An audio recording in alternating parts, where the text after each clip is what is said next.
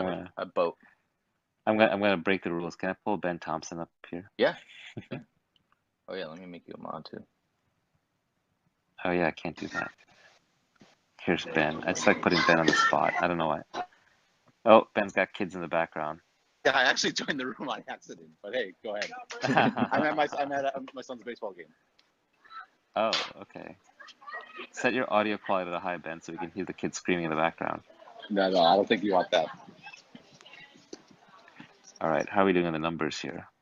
1.3. That's pretty good. We can start. I mean, there's so many questions. I doubt we will get through most of them, and maybe like at some point we can just ask people in the audience to raise their hands. Sure, And let's we do can... it. Ben, Awesome. you gotta mute out in the back while you're not talking. Yeah, I guess the first question that a lot of people had is like, if success follows a power law distribution, how can we expect everyone to be a success in this economy? Which is kind of similar to, people say if everyone's rich, no one's rich, right? Like, how do you... Well, it's power law distribution on a particular thing, but you can have many power laws because you can have many different things you compete on, right? Someone can be a YouTube star, someone else can be a YouTube comedy star, someone else can be a YouTube comedy star in Taiwan. So there's many, many ways to slice things. Yes, only one person can be the top of the leaderboards, but you can have many, many, many leaderboards. The internet creates millions and billions of niches, and so you can have millions and billions of people, and if each one is relatively authentic, they can kind of do their own thing. Now, in the sense that money is a single scorecard, then yeah, in the money game, there will always be someone higher up than you, and there'll always be someone lower down than you. But that's not necessarily a cause for alarm. As long as you can meet your basic needs and it's making a good living for you and you're having fun doing it, that's enough. These are not zero-sum games. The economy is not a zero-sum game. The internet economy is certainly not a zero-sum game. Its status hierarchies are zero-sum games. And if you're overly concerned with status hierarchy, sure, you'll never be happy, you'll never be satisfied. But if you're fine with the wealth hierarchy where you only need to hit a certain threshold and your basic needs are taken care of, then we can all get there. hmm Yeah, it's more about the absolute number of people who are earning a living and getting by versus, the people, how many people are making gazillions of dollars. I mean, do you think that like, the competition, it is getting easier to get started, right? There are more newsletters and more podcasts and more all sorts of things. Do you think it's There's, harder to yeah, start today? there's always an advantage to being first in any given medium. Like Ben here is a poster child for the paid newsletter before there was such a thing as Substack. Ben was doing it, and in fact, even on Substack, the people who started early, like the Matt Taibbi's and the Glenn Greenwalds and the Matthew Iglesias of the world, and the Bern Hobarts, they get an advantage because when people first wander into that medium, they look around, they're like, well, who's here? And so early adopters do get a leg up, and later adopters will have to work more for it, but it doesn't mean they can't be successful. But there is an advantage to being sort of a connoisseur and figuring out which platform is going to do well and adopting them early on. Clubhouse, an example. I've met people on Clubhouse with 1 million followers, and I'm like, who the hell is this person? That's not even interesting. But they were on there early, and they got into suggest user module, or they kind of built a fan base early on when nobody else was around and available, and that pays off. It's a bet that they took, and that bet paid off. Yeah. Yeah. How do you promote yourself today? Like if you were getting started from scratch today, how would you get started? I don't believe in self-promotion. I think that what the world is really craving is authenticity. Very, very few people are actually authentic. A lot of people are putting on a show or wearing a mask, and I think people deep down in their gut, they know when someone's putting on a show and when they're not. And so I think people crave truth, and when they find someone who is speaking their truth and is being authentic and honest, that is naturally attractive. It doesn't necessarily pay dividends immediately. It doesn't necessarily pay dividends in a way that can be easily measured and tracked, but it builds you the single most important thing, which is credibility. Credibility matters more than distribution. So 1,000 true fans matters more than having 100,000 weak fans. There's a lot of people on Twitter who will say things that are like non-controversial and they're very careful and bland and they'll have a big follower count, but when you actually look at the engagement on their tweets and when you look at the actual how much people care or listen to those people, it's actually quite low. So I would argue that authenticity is a thing that you want, and that will lead to credibility, not follower counts and not the metrics that Twitter and Clubhouse want you to play at. Yeah, I mean, I think you have to find out what you want to do. You have to, like, I think that is the hard part, is actually figuring out what feels like play to you, right? I think that if you can find that out, then you will be able to find 1,000 true fans. I think if you're trying Yeah, to and promote yourself, you just observe yourself. What is it that you do for fun? What do you enjoy doing? No one's going to be able to compete with you on that. And so the best way to figure that out is literally to observe your own behavior. And that takes time. You can't rush it, but you'll figure it out eventually. And if not, your friends and your family around you will. yeah, I feel like most people, it's like when someone's, a relationship isn't working out, I feel like everyone else figures it out before you do. That's right, You because should just you ask. have it right. You have an idealized relationship that you desire, that you're aiming for, and that's what you're holding in your head, while they're seeing the reality of the actual relationship that you're in. Yeah, so people know what you should be doing generally. It might be the thing that you're doing on Friday nights. Like yeah, that's interesting. So Um, I would just add yeah. two things to what Naval said. First off, it's kind of annoying me with Naval because it's funny how many people miss the idea that the internet inverts everything. Where yes, there's a power curve, but Naval already beat me to the point. There's infinite power curves available to be filled. But I think that leads to a way to dig deeper on that is there's lots of ways to differentiate. And everyone's like, oh, you have to differentiate by being the best writer or the most clever. And actually, you can also differentiate just by virtue of which niche you fill. If no one is talking about a particular topic or no one is covering a particular subject, that by definition is differentiation, even if you're only average at it. Just by being the only one doing it is a real opportunity, number one.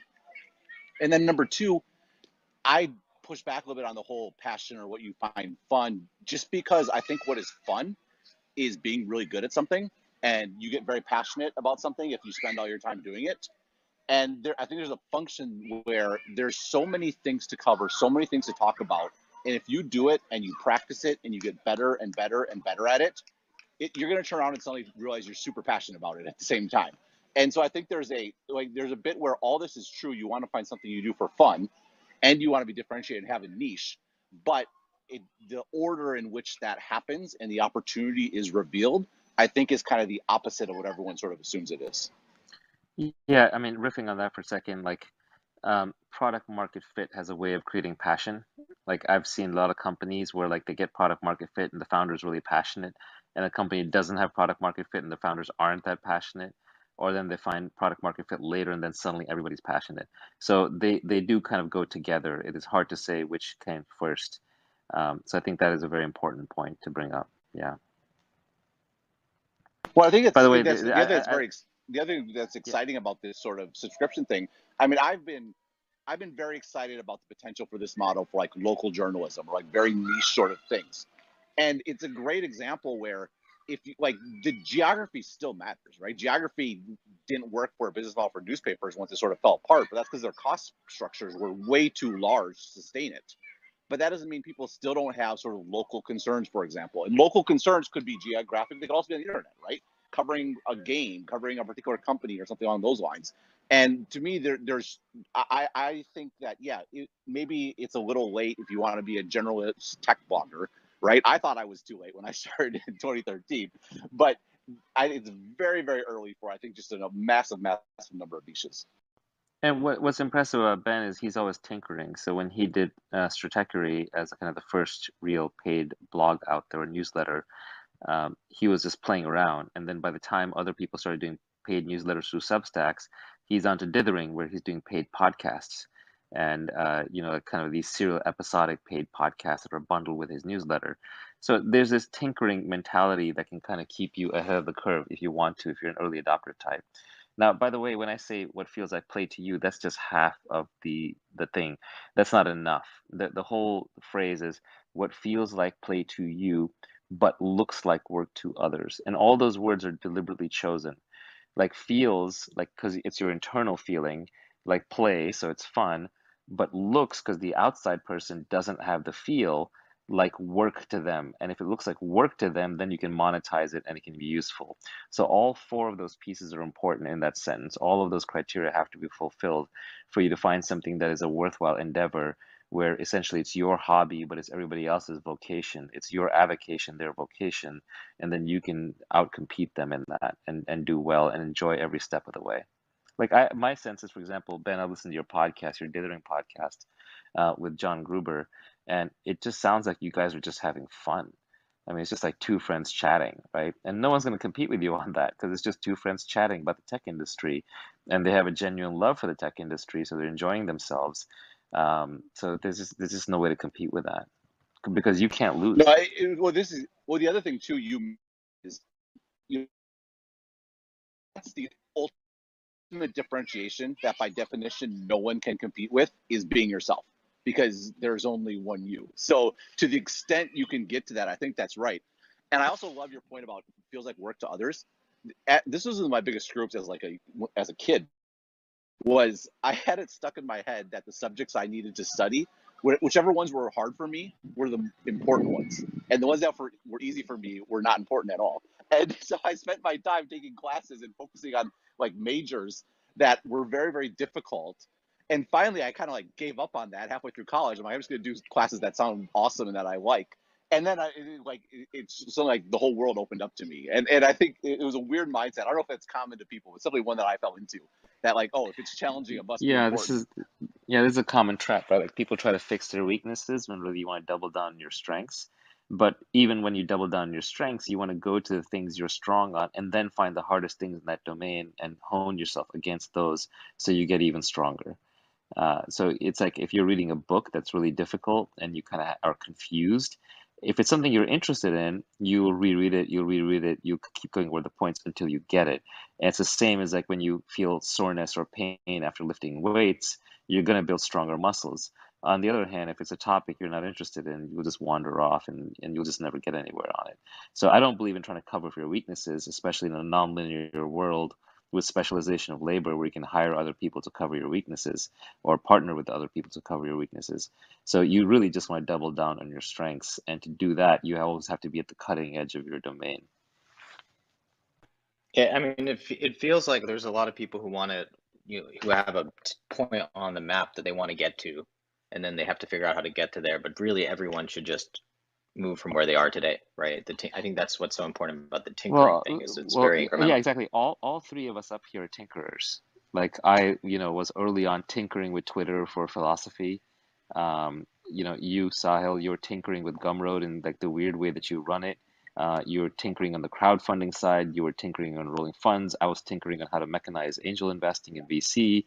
I was kind of opening things up with the blogs on venture hacks, and that was tinkering. Ben, you were tinkering on stratechery and dithering. Like we're tinkerers, right? And I think most successful creators are ultimately tinkerers. They're just sort of playing around at the edges of their field on something that is interesting to them, but it's not really with some strong motive. It's play. It's not really with a motive to like create something great out of it. It's because they're genuinely interested. And most tinkering is wasted. It's like when your kids are playing, most of that time is, quote unquote wasted. But once in a while, it will result in something which for a child might be a hobby, and for an adult, it might be a vocation. Yeah, I think it's also inherently low status, right? I think you kind of spend years not making any money and maybe not building an audience and getting really good at a skill, but you don't have any way to know if that's actually going to turn into anything. Uh, the sort of turning into something is, kind of happens all at once 10 years later. Well, I think there's something too about learning how to be in your particular moment, and people get so fixed 5, 10 years in the future, particularly when it comes to their career. And the real danger is you end up like succeeding, and then you ended up in a place that's just not very relevant or interesting, or there's a ton of competition.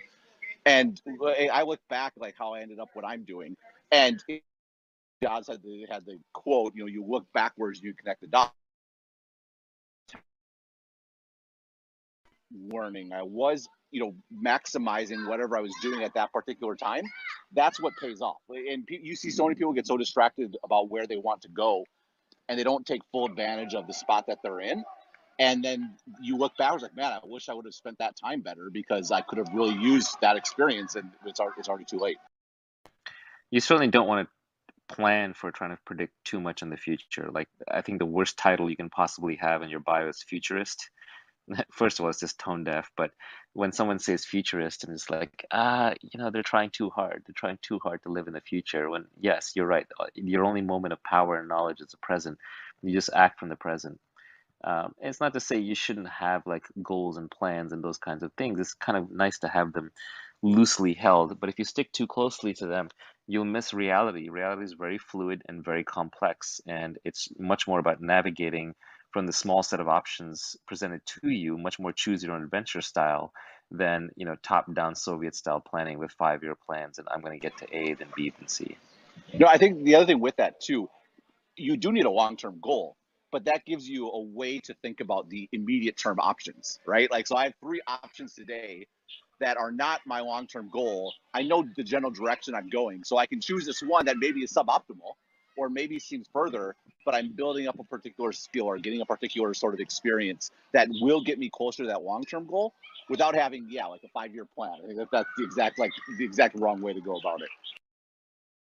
Well, I think it's what's so difficult when someone asks someone who's successful, like, why did you become successful? And it basically forces, I feel like, the person to lie, because you look back, connect the dots, and then you can't help but sort of believe that it sort of happened on purpose, and that you sort of had, you can't remember what it was like to not know where you were going.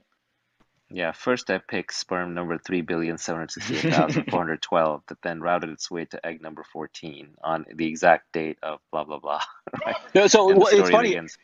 Oh, sorry. Oh, no, it was funny. I told this story on this week's Exponent exactly, where it's hilarious that I'm known as the newsletter guy. It was a total accident where I had the vision to have a subscription base. One was all website centric, and it was a total disaster. And I actually launched it on a Thursday. It was a total mess. I tore it all over the weekend. I told people, like, look, I just screwed up the website style for anyone that's not a subscriber. It's the wrong direction. I'm just going to email you. If you subscribe, I'll email you additional stuff in addition to the website. It's like literally like a spur of the moment. I have to fix this problem, figure it out. How am I going to get content to my subscribers without having a bad experience for non-subscribers? And then now today I'm the newsletter guy. It's like, so there, when you look backwards, if you're actually honest about it, there's a lot of luck for sure, and a lot of like just in the right By the way, moment, taking the right choice. it's funny. AngelList has a similar story because first there was a network for sharing deal flow that Nivi and I built, or mostly Nivi built, called the Pound Deal Flow Network. It was literally a little social network with a feed, and you could follow people, and nobody used it. And then he built a Google group, and nobody used that either. And then finally, we're like, screw it, none of this is working. Just freaking email them the data, and that was AngelList. It was actually originally AngelList plus Startup List, but then it just stuck as AngelList. Well, what was the startup list side? It was just a list Well, it of, was it was gonna like a be two-sided AngelList was marketplace. AngelList was gonna mail the angels and Startup List we're gonna mail the startups, but we just never got around to the Startup List side. Yeah, I still don't know. I can't even tell you how it happened or what worked. It just feels like a foreign country in a distant time. Random people. Well, I mean, going back to the question of like how do you kind of get started as a creator? I feel like we all also have that in common. Like we all started writing and putting our thoughts out there, right? And that is sort of a universal truth. It's been true since sort of Martin Luther. Like, put your thoughts on paper and then distribute them. Or even better, put your thoughts in code. Write your business plan in Yeah. code. Like I think for every 100 companies that I have like seriously made an effort at starting, like one has gotten launched. The hit rate is that low. You're just constantly trying stuff. You're just constantly iterating. Yeah, I mean that's the other issue with asking people, why they're successful is it's asking them about the one out of 100 attempts that they made, and this is the one that ended up working. But they all looked roughly, interesting at the time. Yeah, it's like you ask Da Vinci, like, how'd you do the Mona Lisa? And there's all the other paintings. Or like when I make an investment, every investment I make, I'm super excited about first. I think this is the one, this is going to be the next Facebook, this is great. And then 2, 3 years, I'm like, this is total shit. It's complete crap. Why did I do this? What a waste of money. I knew all along. And then 10 years later, some small percentage of them work out well. But you can just never tell along the way. You can only create the narrative looking backwards. To be a good creator, you just have to be creative. And creative means that you're constantly creating things. It's not like you're just creating one thing. Your creativity is who you are and what you do. You're always creating things in your domain, nonstop, constantly. And it's as David Deutsch says, it's conjecture plus criticism that drives science. Or Matt Ridley would say, trial and error drives innovation. Or you could say that variation and selection drives evolution. These are all just variations in the same theme, which is you just try a lot of stuff, you get feedback from the world and from the market, and you see what works and you stick with what works. And that's just it. There's no shortcutting that process. The other thing too is the iteration. Like, it makes you better. It increases your differentiation because you just get better and better at doing this particular thing and knowing what works and what doesn't. And like, I write a daily update every day. It's like I'm way better at writing daily updates than I was before, not just from a like insight perspective from having the opportunity to learn and think about stuff for a long time, but just like the actual mechanical act of doing it. Like, I know what needs to be done. I know, like, days I'm not feeling it. It's like, well, how do you write? Don't you have writer's block? It's like, well, no, it's just what I do. And I think that's something that develops over time. And so it's not just the iteration, just the practice, but also the improvement. It just, yeah, nothing replaces the hard work part of it. Yeah, I would say there's most people when I mean, like if I talk to a bunch of aspiring painters, if like there are people that I go to these painting workshops with, and the last time they painted was the last painting workshop that they went to a year ago, right? And those people like that's when people say they're, when people complain like there's too many people, it's too easy to get started. Most people never actually get very, very, very far. They don't put in 100 hours, right? Of that 10,000, I think by the time you put in 100 hours, most people have gone home. Maybe because they want to be painters, but they don't really love painting. They like the idea of being a painter. I mean, it's the same with books. I think people really enjoy the idea of having written a book, but the process of writing a book is quite different and not as rewarding. And also, I think when you're in the tinkering phase, like you don't really know if this is going to go anywhere for several years potentially. It's very hard to stick with something unless you don't have there's some inherent joy of doing that thing. It's really that self-directed curiosity and passion. I think everybody has it. Sometimes it gets drilled out of you, or you get convinced it's in a useless domain, or you're just too embarrassed to do it, or you're too busy to do it. But everyone has self-directed curiosity in something. And, people will joke. Someone will be like, "Oh yeah, mine is watching Netflix or smoking weed," but that's not entirely true. I think humans are creative. Nobody just wants to sit there and do nothing all day. It gets really boring. And so it's just kind of like not losing that streak. And I think a lot of people lose that in school. They lose it in peer groups. Maybe they lose in the drudgery of their day-to-day work. But you kind of want to find that thread of natural self-directed curiosity and just follow it. Everyone's curious about something. If you talk to someone long enough, you'll find out, oh, this person's obsessed with like natural health foods, or that person's obsessed with workouts, or that person's obsessed with fashion, or this one's obsessed with technology, or this one's obsessed with even logistics or transportation, or what have you. But everyone has some personal curiosity and obsession that's driving them. And the beauty of the internet is no matter how bizarre and strange that is, there's a bunch of people out there who are really into it, and probably large enough that you can form a small business or audience around it. Yeah, I think that is kind of what the creator economy is. It's just like it's an on-ramp onto just self-employment. And it just, I think a lot of people, I've definitely heard that sort of like the only, I don't, I like playing video games all day long. How do I make, well, obviously Twitch. There's a pretty easy answer to that one if that really is your answer. But I think most people, yeah, I do think even I think basically I think instead of thinking about it like work-life balance, I think the work thing throws everyone off. I think about it personally like creation versus consumption, or like contribution versus consumption. And I think everybody, even the people who consume, generally you find that you like a certain kind of art or a movie or book, or you like working out or whatever. And like I think it's figuring out how do you turn this into how can you do this thing, but instead of consuming the thing as your relationship with it, you are able to create value and you're able to contribute to other people in this in this vertical or this dimension. Yeah, and on the work-life balance thing, if you feel the need, I mean, not to get myself in trouble, but if you feel like you need to pursue work-life balance, you are not in a work that is going to lead to great creative outcomes or building this sort of business. Like, I mean, it's definitely something you're obsessed with, right? I can't imagine wanting to sit around and watch a Netflix series instead of thinking more about the stuff that I'm working on or stuff that I'm doing. And it just seems like such a bizarre waste of time to me. And that's not to say that if you're watching Netflix, that's a bad thing, or that like some people want to live a different kind of life, and that's fine. I'm not saying anything about that. But this particular, like, we talk about authenticity. We talk about being like mastering something. Like you obsess about it. It's like your life. And I just had this moment last week where I had an unbelievably busy week. I got to Friday night, and I was like so pleased. I was so satisfied just because I had felt like it had been such a great week. I made progress in lots of places, and that my life felt very, very in balance at that particular moment in time. Since Ben is about to get canceled, I'll get canceled with him too. I agree. I think the work-life balance thing is nonsense. It kind of implies that work is suffering and life is relief, and that just means you're in a bad situation to begin with, and you need to get out of that situation where you control your own life. I've been as guilty as anyone of watching Netflix and playing video games, but that was escapism from suffering. And once I sort of aligned my life with doing what I wanted to do, then I just did that for fun. And then when I don't want to do that anymore, I don't need to do mental or high cognition activities like playing video games. I can just go for a walk, or I can hang out with my friends, or I can hang out with my kids, and it's just as fulfilling. So your work should be fun. It takes just as much effort to do well at a video game as it does to start a company.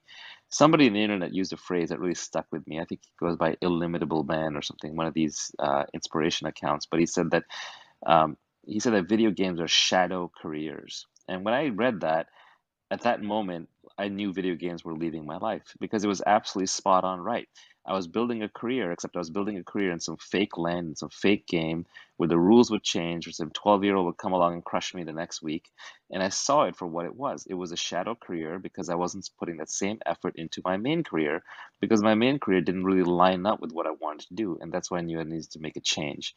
So don't waste your life in these shadow careers. Even if you find yourself craving holidays, that means that you're not enjoying every day, that you're sort of like robbing yourself of what should be a pretty good day.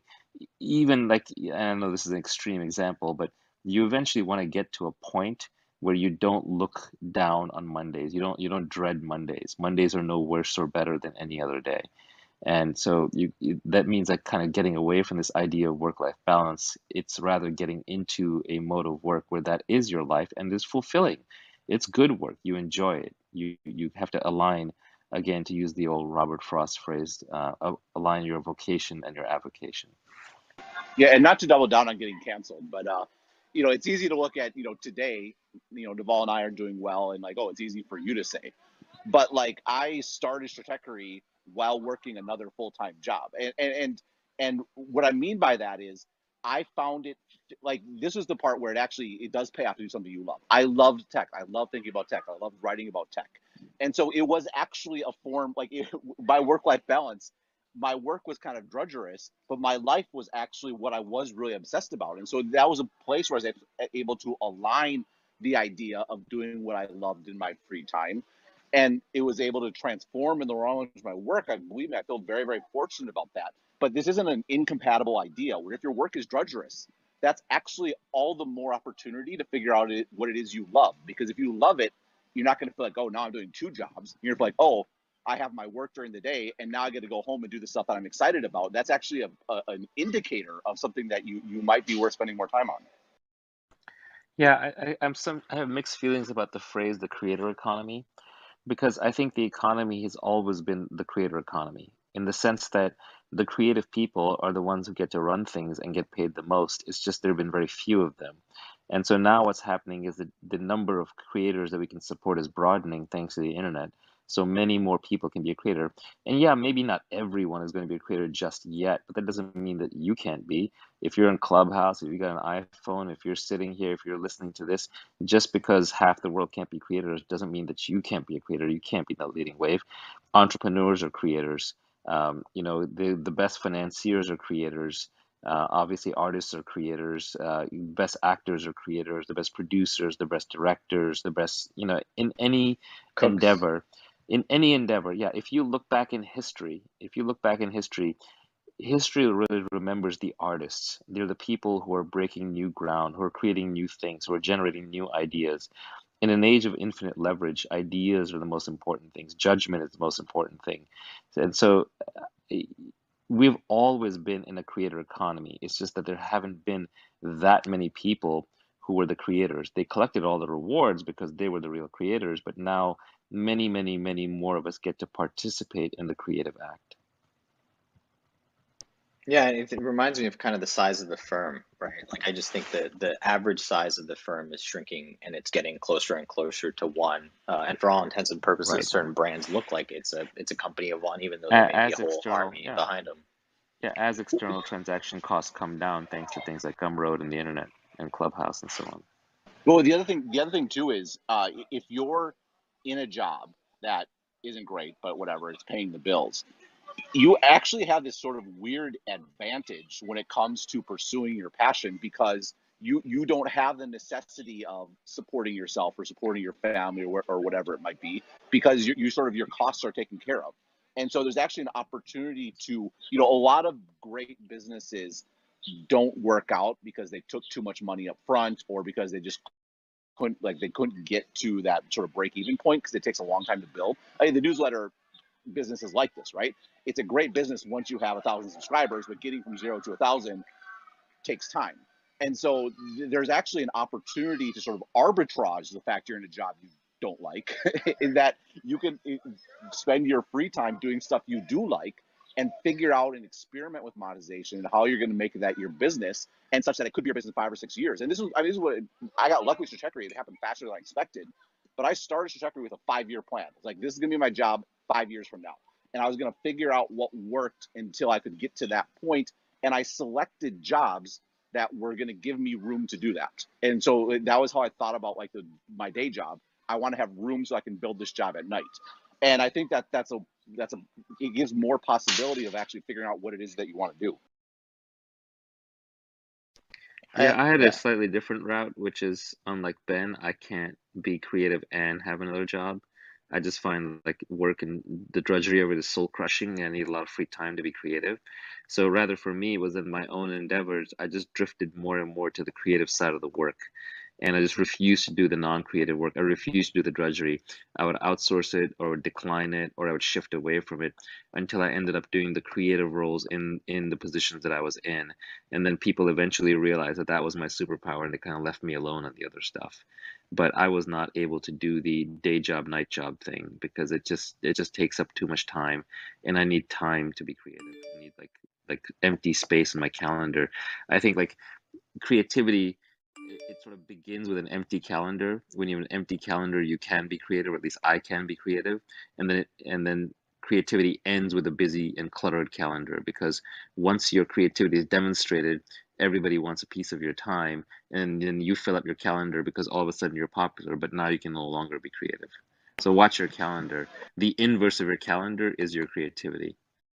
Well, this is a good example of why you should always be careful of who you take advice from because we have like the exact Yeah, opposite it all sort of thing. cancels. Yeah. Right, exactly. Because I mean, from my perspective, if I have nothing on my calendar, it's way too easy. That's when I get lazy. Like it's like way too easy to sort of sit around. Whereas like I mean, my secret power with trajectory is 4 daily deadlines. Like that's what actually makes it happen, right? It's the fact that I have to get it done. And so it's just funny that you mentioned that because I work in the exact opposite way. That's funny. Yeah, you get enough advice, it'll all cancel out to zero. So anyway, this is all meant to be inspiration. Don't take it too literally. You can't follow anybody else's path to success. Single player game. Yeah, I mean, one other way of looking at turning your job into what you love to do is generally you have the job because there's something about it that is compelling to you. And I think a lot of it is figuring out what is that one thing that you actually like doing more than all the other stuff, and then leave the company and, provide that single service to other companies. So that, that thing you might have only been able to do an hour a day because it just, sort of, the diminishing returns to it for that company. But there are 8 other companies that you could do this for, and then you could build a company that just offers that service at scale. And you get better at it because that is the thing that you're doing, right? You have 8 iterations per day compounding instead of one. One thing I started doing that may be a useful hack is, and obviously you have to be in a certain position to do this, but people would ask me to do things and I would say, hey, actually, that's something other people can do. So you should ask other people to do that. Ask me to do the things that only I can uniquely do. And, obviously it helps if you list those things, but that way you really focus on your strengths, you focus on where you like to work. It also helps people differentiate when to ask you things and when not to. It kind of builds your brand, and it leans into your superpower, and it's also just more enjoyable. It puts you in flow more often, also more time efficient. Ben, do you have a to-do list? Like, do you think in terms of like, I need to get this done today, tomorrow, the week, the month, or are you more like, these are the things I need to do now, and tomorrow I will have a new set that I will, realize by tonight? No, I try to not have any to-dos at all because I have 4 to-dos a week. I have 4 articles I have to write every week. And basically nothing in my life should ever be so important that it becomes more important than those 4 things.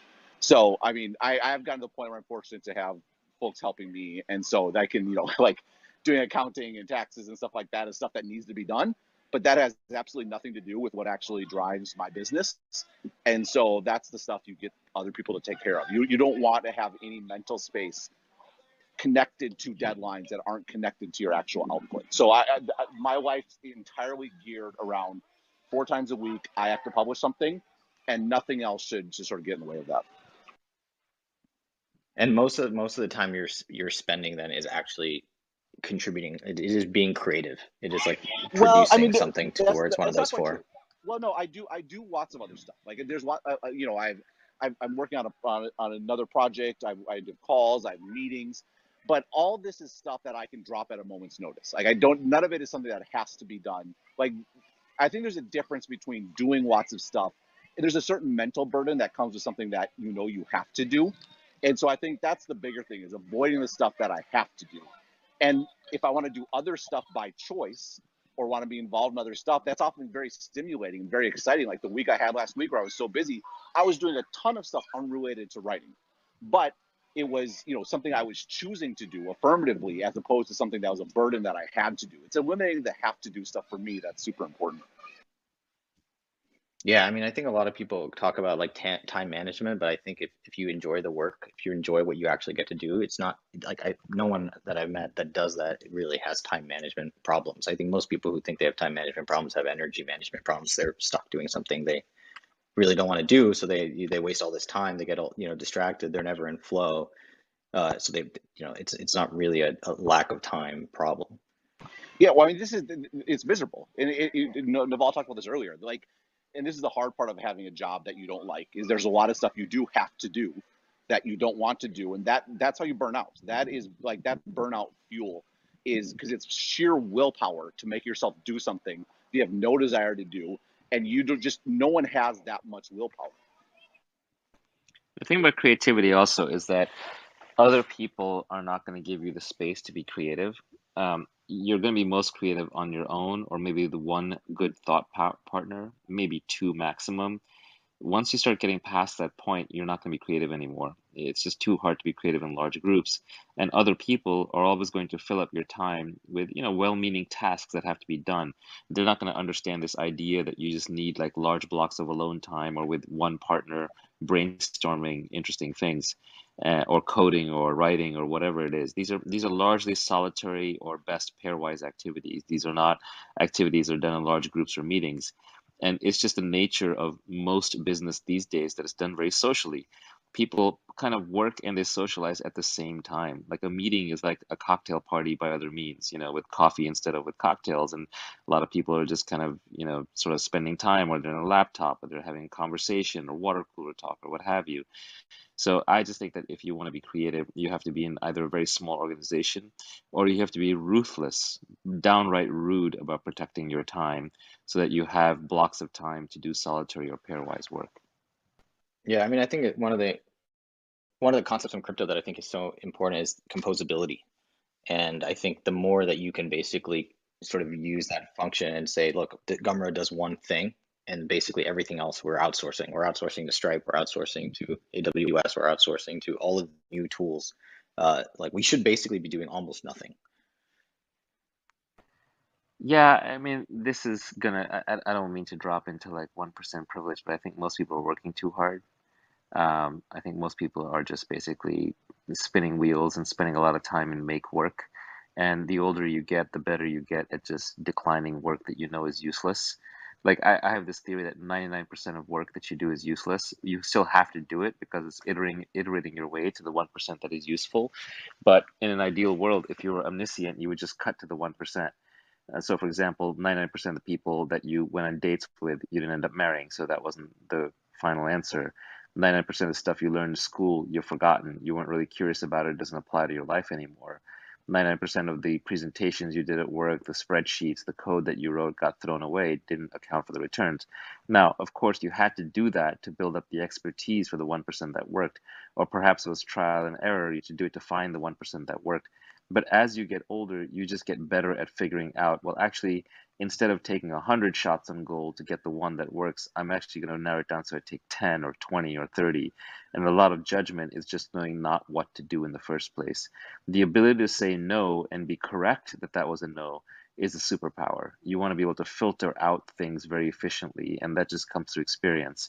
But if you're becoming more and more experienced and you aren't filtering projects and firing customers and not pursuing certain marketing strategies and declining working with certain kinds of people and even turning away the money when it doesn't make sense, if you're not doing that, then you're not going to scale properly. So I do think that a lot of people just end up spending a lot of time in busy work and make work.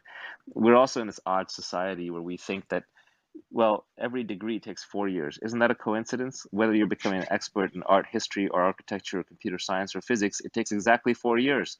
What a heck of a coincidence. Every job takes 8 hours a day, 5 days a week. Whether you're coding up the next cryptocurrency or whether you're marketing something or whether you're HR or whether you're a receptionist, it takes the same amount of hours. What a coincidence. Obviously, I'm being facetious. Obviously, that's not correct. So we have these one-size-fits-all rules that don't make any sense. And yet we look around and some of the most successful people in the world, Warren Buffett, that guy makes like one decision a year that matters. He spends a lot of time reading books and a lot of time playing bridge, and he's one of the richest men in the world. So it's not really about hard work. Elon Musk is working around the clock, but he's also partying hard. He's dating, he's tweeting, he's running multiple companies, he's driving cars, he's moving around, he's engaging in politics, he's getting sued by the SEC. Busy guy. Where does he find the time for all this? The guy at the corner convenience store is working 80 hours a week. I don't see him being any more successful than Elon Musk or even close to that. So clearly, hard work, although it's important, it's an element, it's one leg of the stool. It's probably not the most important one. And you can definitely make trade-offs as you get older and wiser about working less hard, but working more smart. It's very, very true. And especially in the age of leverage that we live in, judgment just gets magnified. One little decision magnified 1,000 times, 100,000 times, million times. That's why you see such outsized fortunes. One person decides to code up a face mash at Harvard and they become Facebook. The other one decides to code up something that you've never heard of because it was close, but not quite. It just hit number 100 in the App Store for a week and then it was gone. So it's not really about hard work, it's about judgment. So hard work is important to the extent that it builds up judgment. But eventually, when you have the judgment, you should be saying no all the time.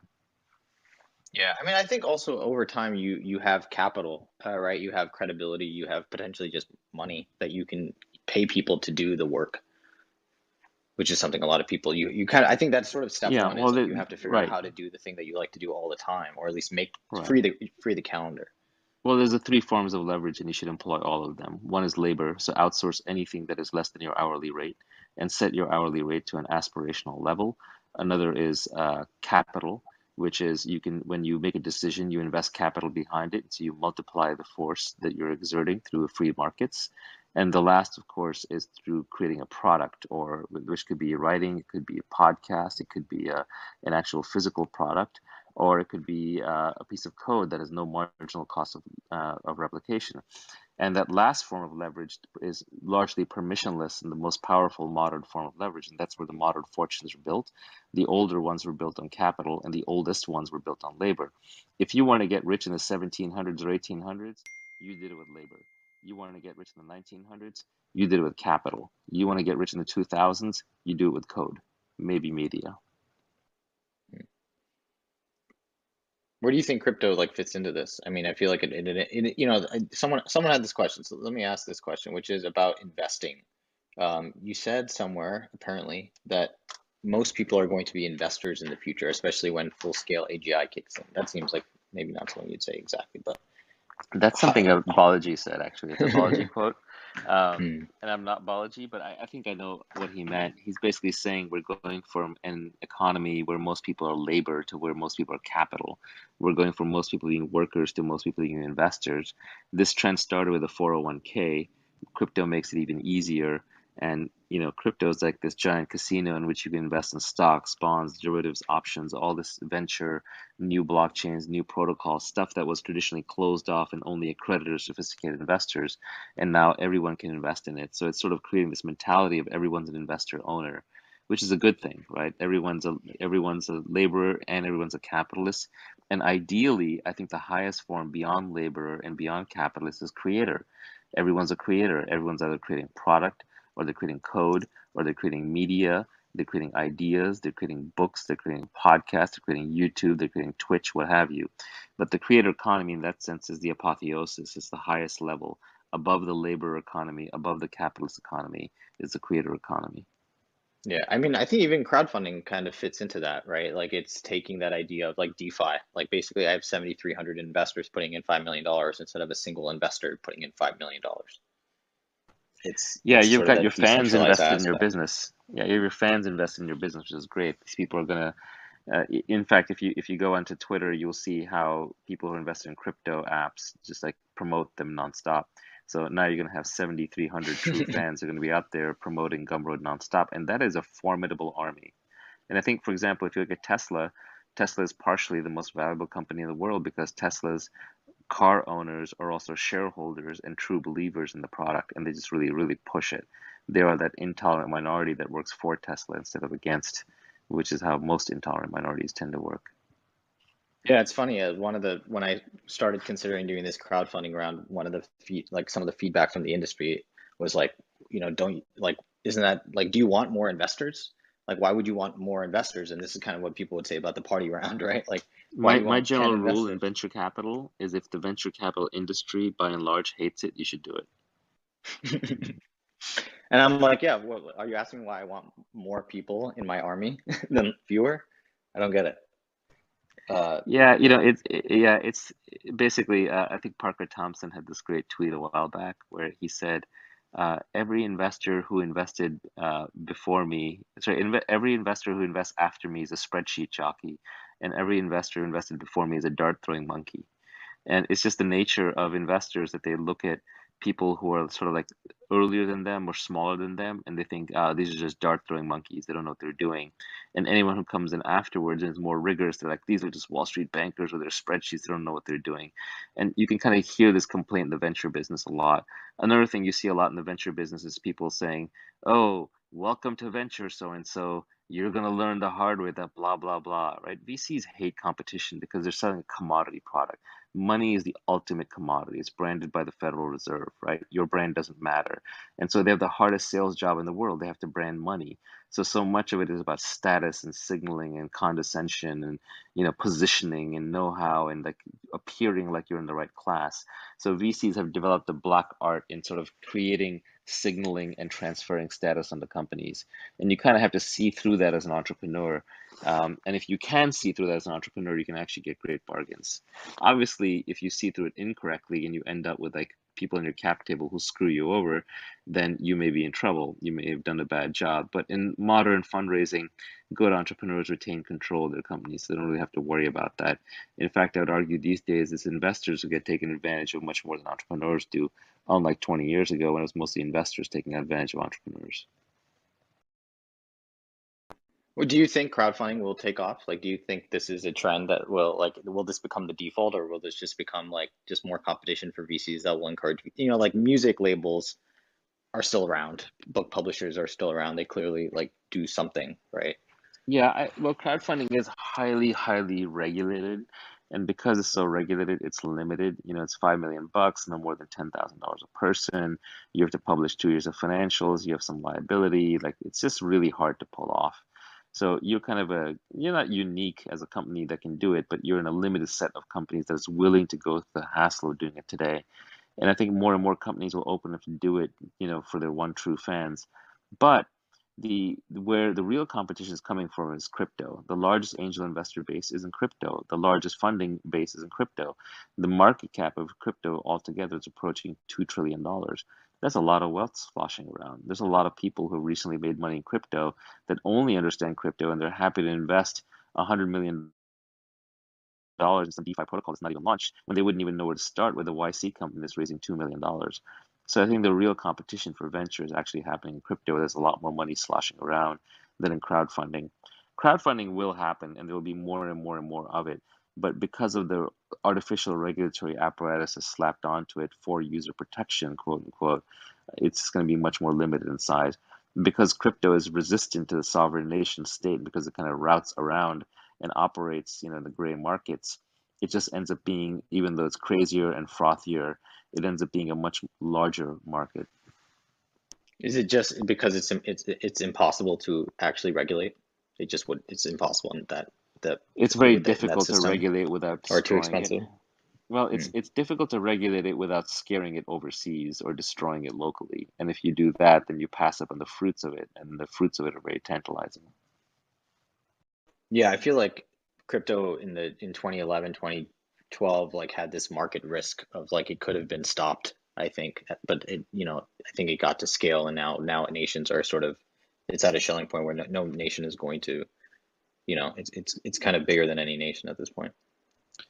Yeah, it's like capitalism or technology. Like you can definitely squish it in your country, but it will cost you a lot and it will just go somewhere else. Do you think it's as fundamental as that, right? Where it is sort of an inevitability over time as humans Yeah, get it's sort smarter. of, Like this was a you know, part of our evolution in a sense. yeah, it's hard to glibly describe crypto, but I think at one level what it does is it replaces networks with markets. And so in a lot of places where we had networks of abundance, where we didn't know how to govern the abundance, and we had to do it with having a dictator or a king or a sovereign or a corporation or Mark Zuckerberg or Jack Dorsey in charge. Um, now we have a way to do that with a distributed network where the users are in charge, and there's a free market within the users to determine how the resources get allocated. And that's a very, very fundamental shift.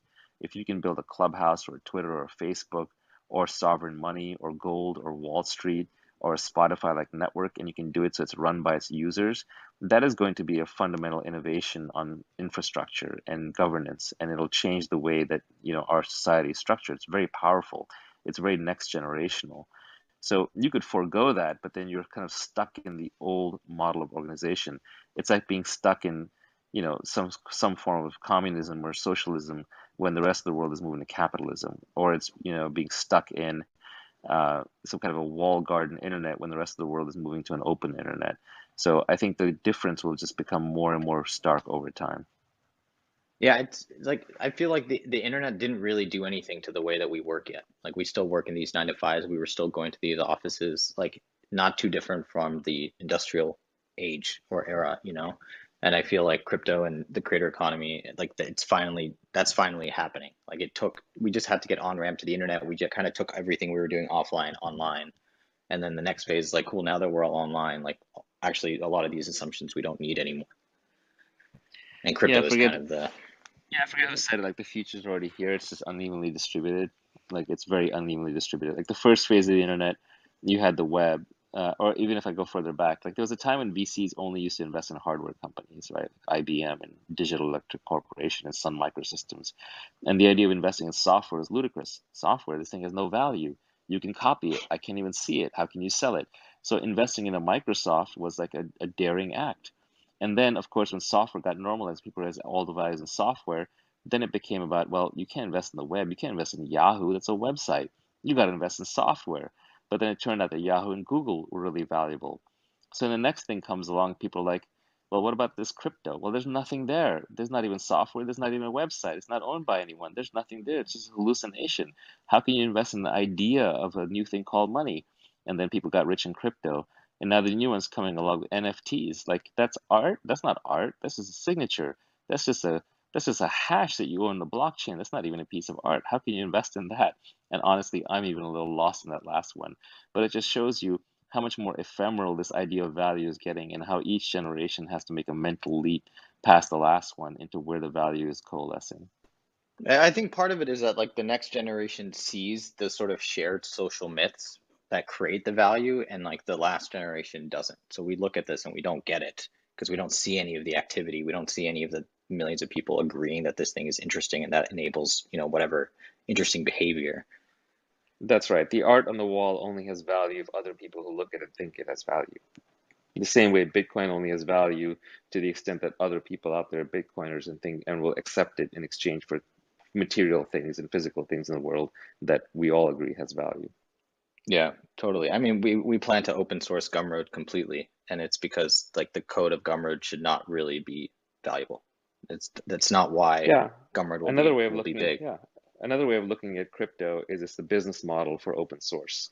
Open source was this incredibly powerful force that upended the entire backend infrastructure in the software domain, but never had a business model that was done purely through this is free, this is abundant, go and spread this.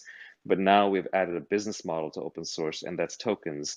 And so now we're getting the open source revolution with all of its open APIs and composability and hackability, and how people can just build on top of each other like Lego blocks. But now we've also attached business models to the whole thing, while still miraculously somehow making it so that not a single person is in charge of the whole thing. Do you think there's a way to port, like my goal is, one of the reasons Gumroad I've tried to maintain as a sort of tiny size of the firm, a one-person company effectively, is sort of like allows me that ability to kind of like centralize, like I'm the single point of failure, and I could at some point, my hope is that I would be able to decentralize myself effectively. And then, and I can do that because I'm me. I can, I can choose what to do with my sovereignty. Is there, or no, I have like, there basically has to be a totally new organization that has to be built sort of from first principles in this new universe. Yeah, my guess is it'll have to be a new organization first principles. Crypto is so weird. You have to like build with wallets and private keys and tokens and the cryptography and the curves, and it's just so complicated. It's like, you're building with Legos and they're playing Minecraft over there. It's literally a different game. I think by the time you may end up starting a second company. And by the way, this is kind of what I did with AngelList, right? AngelList was started as a mailing list for angel investors, and then we built AngelList Venture, which was almost a completely different thing, which is sort of this back end for firms and syndicates and rolling funds. And then we spun out CoinList, which did crypto, and then we spun out AngelList Talent that did talent. But trying to build everything under one roof is really hard. So every single one of these was a new creative act within the company that then got spun out with its own leadership, its own cap table, and that's hard to do. So my guess is that it's very hard to move an organization, not just because of the people infrastructure, which is what you're finessing, but I think also because of just the design of the application. That said, Gumroad is a very, very thin thing, right? It's closer to a protocol than most applications are. So it's possible that you might be able to turn it into a protocol, but I think it's just equally likely that you're going to see this jumbled mass of things out there in crypto land that don't really make any sense to you, and then one morning you're going to woke up and they'll have coalesced in some kind of a decentralized Gumroad. But look, what actually protects you, and you're not going to love this, is regulations. You're operating in the fiat currency domain, so someone has to handle credit cards and wire transfers and like the normal payment infrastructure and mechanism, and that's not going to go into crypto. Crypto is incompatible with the legacy financial system. It can interface at some key points, and those key points can end up being incredibly valuable. Like Coinbase is going to go public for between 50 and $100 billion, being worth more than most of the banks. But those interface points are still kind of on the edges of where crypto operates. Crypto wants to operate in an all digital, on chain, all crypto domain. Yeah, I mean, it's also, I think that the amount of code in these universes, like what they are actually doing, what problems they're solving are very, very, very different, right? Like in crypto, I assume it's mostly around the decentralization of the, and making sure that these things actually, it's just like codifying all of these things, making these things composable, I assume is very, very, very, very difficult. Like functional programming to someone, someone who hasn't done it before, it's going to look very weird.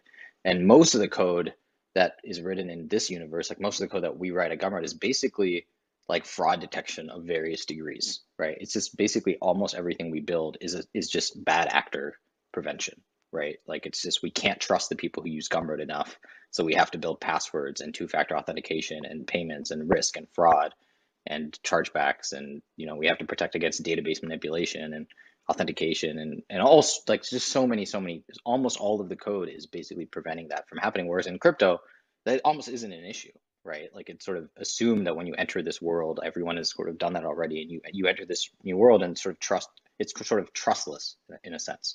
Yeah, I mean, one of the assumptions that crypto violates is, you remember, like in the old days, we would look at passwords and we're like, well, passwords are horrible. Users should not have to manage passwords. Let's figure out how to get users to not manage passwords because they're the worst, right? Instead, it turns out the answer is let's let them manage private keys, which is irrevocable bearer wallets. That is 1,000 times more difficult. But it turns out if you can get a user base that can not only just manage passwords, that can manage private keys and wallets, then you can really secure the data in such a way that you can sort of then focus on other things. You don't have to worry about all the issues that you spend building on Gumroad, because in crypto land, every user controls their own wallet, they control their own data. Ah, Ben is back. The baseball game is over. I am back home. Amazing. Excellent. It's amazing that things can happen. It's amazing that someone's playing baseball somewhere. I know. I thought about that when I mentioned it. Like, actually, it's a bad thing to mention because the people get very jealous. San Francisco, especially south of Market, is like the zombie apocalypse. There's like a big theatrical act going on. You know, it's like COVID Act 3, and everyone is pretending that they're caught in like this massive sweeping pandemic. It's kind of entertaining. One thing I would say, Sahil, you mentioned, I was still listening. You mentioned that, we're this far along in the internet and nothing has changed yet. I think that if you look back, and this happened with like electricity, I think the electricity one is actually a great one, where it used to be that factories were they had one massive steam engine that ran the entire factory, and so everything in the factory would plug into like there are like these cranks going through the whole factory, and they would plug into it and they connect to it. And what happened was electricity came along and it was useful, it was great for lights and stuff along those lines, but it didn't actually really impact the production of goods until they built new factories. And that meant that the current factories had to age out, they had to depreciate, they had to break down because if it's already built, it's already built, and there's a certain sort of advantage there. And I think that's very much that happened with computers, right? There was that article about computers everywhere except the productivity statistics, like 1987 or something like that. And then after that, the productivity statistics suddenly very much showed that computers were a thing. And I think it's the same thing with the internet, where things need to be reworked and rebuilt around it with sort of new assumptions. And so that's what takes time to happen. But that doesn't mean like stuff along the way, but there's other groundwork being laid. Like I think from a creator economy, like we went to this area where there was just the social networks, right? And oh, they're taking all the value. Well, now going forward, you're not going to make money on the social networks, but social networks are a great lead generation tool, like phenomenal. And like the entire advertising ecosystem is in place for the creator economy in a way it wasn't before. And so like, and you see this again in tech where stuff doesn't disappear. You keep sort of building on top of stuff that came before. And I think that that's what you're seeing with this, and where there's been a lot of foundational work done, and you never see or realize how important that is until stuff starts sort of popping off just because everything's in place. Yeah, I am seeing some fuzzy progress in the creator economy, and I would say at least so far, what I see in the creator economy is a three-step thing. Step one was in the old days, you were created on the internet, you created a website, and then you hope that Google sent you some traffic, right? But on the very old days, you created a website and you just had to build your own brand and run ads and try and get traffic. But then after a while, Google started sending you traffic. And then, so there's a certain kind of creator who operates kind of a storefront or a blog somewhere on the internet. And then step two was the social networks came along and they started distributing huge amounts of links, user to user link sharing. And so then it all became about becoming a creator on social networks. The problem of being a creator on a social network is you're building your castle on sand. Tomorrow, Jack Dorsey might change the algorithm, or Mark Zuckerberg decides to change his rake, or Apple changes their App Store fee. And now all of a sudden you're out of work, or they're just taking a lot of the money. So it's very, very hard to monetize. And I think we're now kind of entering step three, where you have things like Patreon and Gumroad and all kinds of monetization vehicles that are cropping up, where and you're having creator first networks. You're having networks that are all about monetized creators popping up. So I'm starting to see this trend. Maybe it's too early to be a trend, but I'm starting to see this thing where the top creators are becoming relatively independent of the social networks themselves. They're monetizing outside of the social network, or they're starting to build brands that cross social networks.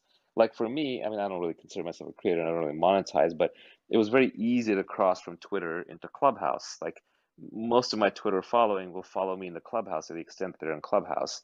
And if I want to monetize, I could do it a different way. I could run ads against a podcast. I could put out a Patreon. I could put out Gumroad. So the creators are starting to kind of figure out how to have their audiences be a bit more mobile, and they're trying to figure out how to monetize separately from the platform that they're on. The platform they're on will always have a big advantage. Like when Twitter does super follow, then they'll have that advantage of monetizing their creators. But now, just the fact that Patreon and Gumroad and other venues exist means that Twitter has to start giving its creators a quote unquote fair cut, or has to give them the tools to monetize and then make sure that it doesn't take too much, because there is competition out there, especially at the head of the curve for the top creators. Substack is obviously another huge one, right? Like the same people who can get famous on Twitter, but if they want to actually make real money, then they go on a Substack and build a newsletter there. How do you get distribution? In this, if step one is sort of SEO, step two is social media. In this step three, you still are relying on the sort of Yeah, you're social still relying media. on social for distribution. And in that sense, like Twitter is probably the best one because Twitter is just pure distribution, simple follow graph with minimal data attached to it. Well, So I yes, you're still beholden to them for distribution. but you mentioned something earlier, Naval, talking about like Tesla and how their shareholders they're such a powerful force for them because they're their advocates.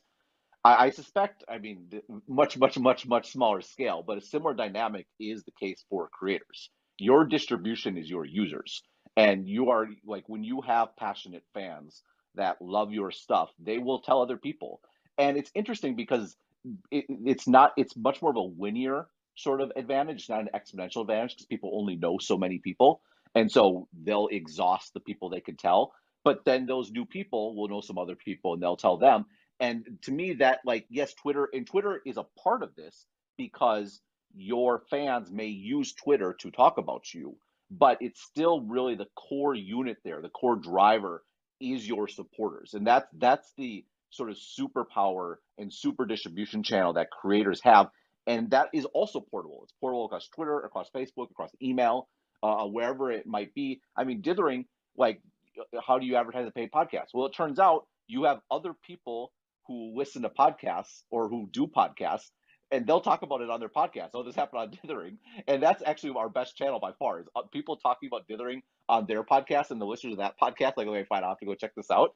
So it pops up in all kinds of sort of interesting ways, but that's the real advantage. And like there might like I've never bought a social media ad. I didn't mention the advertising. I think the ads are important for certain types of businesses, but the real power is that your fans can use social media so they can get free distribution to talk about your stuff. Interesting. So it's not about the creators use of social media. It's about their one true fan type people Yep. using the social media to distribute the creator's message and profile, regardless of where it is. That's exactly it, and this has been a incredibly powerful for much longer than I think people realize it.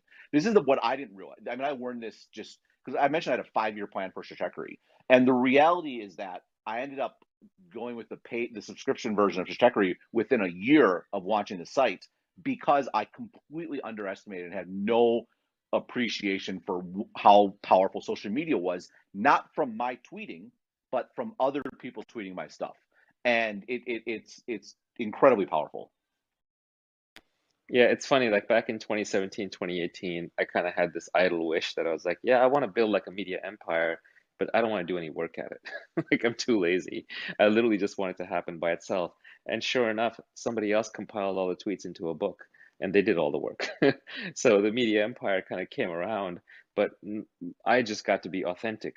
And the beauty is like, as we were saying earlier, you can escape competition through authenticity. If you are authentic, there's no competition for you. And so we really are in a golden age of creativity, where if you are a good enough creator and you focus on your creations, other people will spread it for you. I mean, I would say that is I mean, almost another.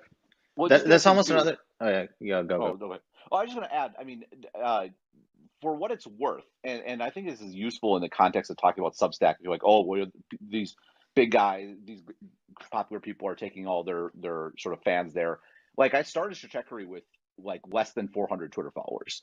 So I'm always amused when people are like, oh yeah, well that worked for Ben. It's like, well, no, actually, it's absolutely true that you can start from nothing and make this work. Now, that's not to say it's going to work for everyone. You still have to find a place that is a niche you can fill, and you have to fill it well, and you have to give people reason to share, right? People love to share stuff that reflects well on them, where they feel smart for having shared it. And so that's an important dynamic. But the fact of the matter is that the ability to start from nothing exists today without question. Oh, I think it's better today. It's much faster to build followers on Clubhouse or TikTok than it is on Twitter. Like I routinely see people like who just build huge followings on TikTok very, very quickly. So the new platforms are spreading faster and faster. In fact, usually when someone becomes cynical and says, well, that's easy for you to say because you did blah, blah, blah, or you had advantage XYZ, it's like, no, you don't know what struggles we went through. We went through a tougher time. We might have started with less.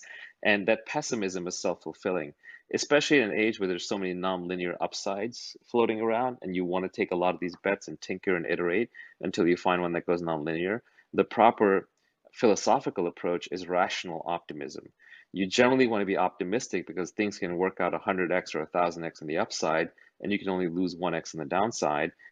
And you want to be rational about it so you can pick from a bevy of choices and pick the one that is most likely to succeed and sort of not fool yourself when something is not working. But pessimism is self-fulfilling. I love that observation because I mentioned like when I started Stratechery, I thought I had missed it, right? Because all the bloggers started in like 2002 or 2003. But actually, if you look back, the fact that anyone got traction with a blog in 2002, 2003 is a miracle. Like there was no social media. The only way you got traction was by another blog maybe picking you up and people literally putting you in their bookmark bar. And so actually, I had a huge advantage by virtue of having Twitter around when I started. But to your point, yeah, people today, if you wanted to start a podcast, for example, the fact that Clubhouse exists and you can actually build up a fan base that you could leverage into a podcast, and I think Clubhouse is so smart about the fact they've said they're going to focus on like figuring out creator monetization sooner rather than later. Like it's a really great point where it's not too late. It's actually better than ever. And also, a 400 followers is like an insane amount of people, right? Depending on how engaged they are. Like if you spoke at an event with 400 people, that's a lot that's a big event. You know, that's something that you would fly, you know, get in a plane and fly to another city and you know, sleep in a hotel for. You know, like I think people underestimate, like it's so easy to get caught up in these millions, but 400 people subscribing to your newsletter for $10 a month is a living for almost Now, anybody in the world. yeah, this is classic marketing wisdom, but you want to have a small number of diehard fans and a small number of haters. What you don't want is a large number of kind of meh people who are like, yeah, sort of interested, but no one's willing to lay themselves down the line, positive or negative. Yeah, I think also like in the distribution, a lot of it is moving. I feel like Naval, you are like your own economy at this point. You are like a mini economy of, and people can kind of just do stuff and get traction like within your community that sort of is in your wake. And so I think that's another way people build distribution is they just, you know, I assume that sort of like Substack comment threads are sort of kind of like the new Hacker News. Like I build my audience on Hacker News, ported them to Twitter, and I think a lot of people, when you know, getting started today, will find the creators that they really like and follow, and start commenting and contributing and building relationships within these communities.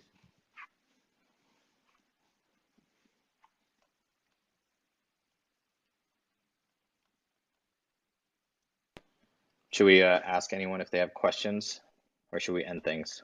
What do you think, Naval? Is this the part where we run out of material?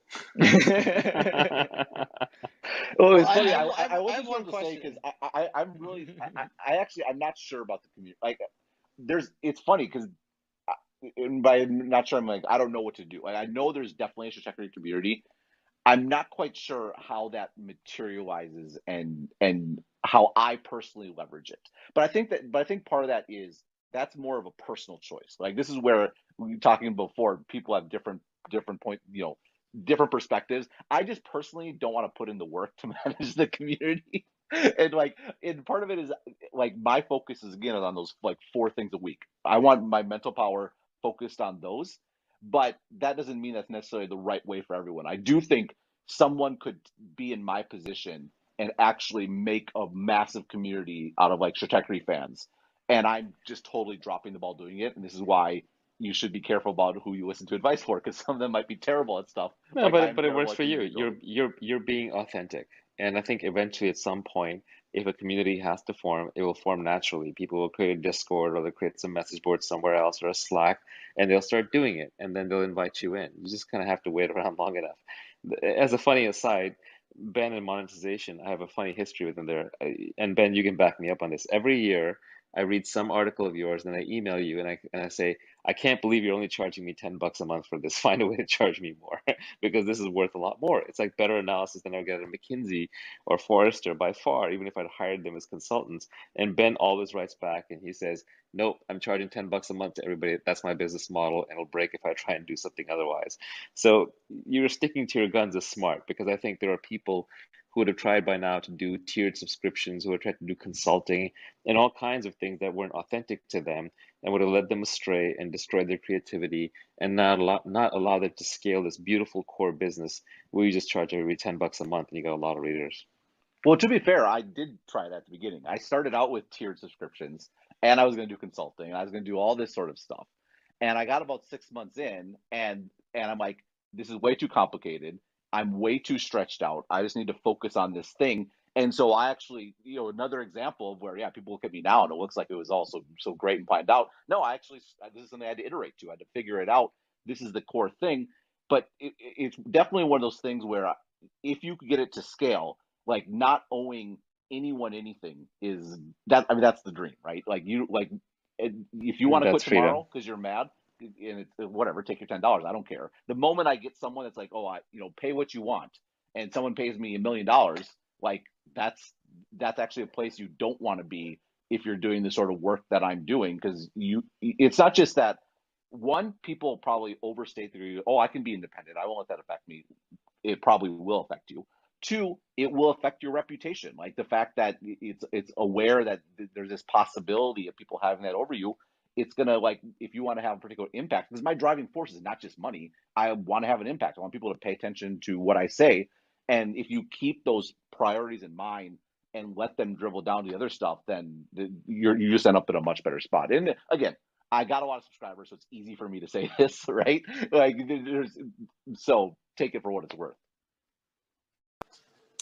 Hey guys, I heard you guys run out of content, so I figured take advantage and ask a Question, yeah, question. we'll ask some questions, take some questions for sure. Yeah. So I want to ask a question which a friend that I advised informally asked me, and I didn't feel I was qualified to give a great answer. So I just want to get your gut reactions to this idea that they were trying to do. And so it's in the NFT space, and the idea is that you have Patreon, like you guys have mentioned, you have OnlyFans, you have all of these platforms that people subscribe to and get access to content. And so the idea would be, is it the right time where NFTs have got to now to have a similar platform, but where rather than paying for a subscription, you're paying a token that gives you access. And if this artist or content creator that you bought the content, you bought this token for the access to them, blows up and becomes big and all that, that token rises in value, so you can actually resell it, as opposed to a subscription where you can't really resell it. So you can resell it and the artist can get some more, can get a portion of it, and you can make money out of it. So what do you guys think of that? Yeah, so what you're basically saying is that currently NFTs are, you buy an object or the digital rights to an object from the artist, and those digital rights can be resold and the artist might get a piece of it.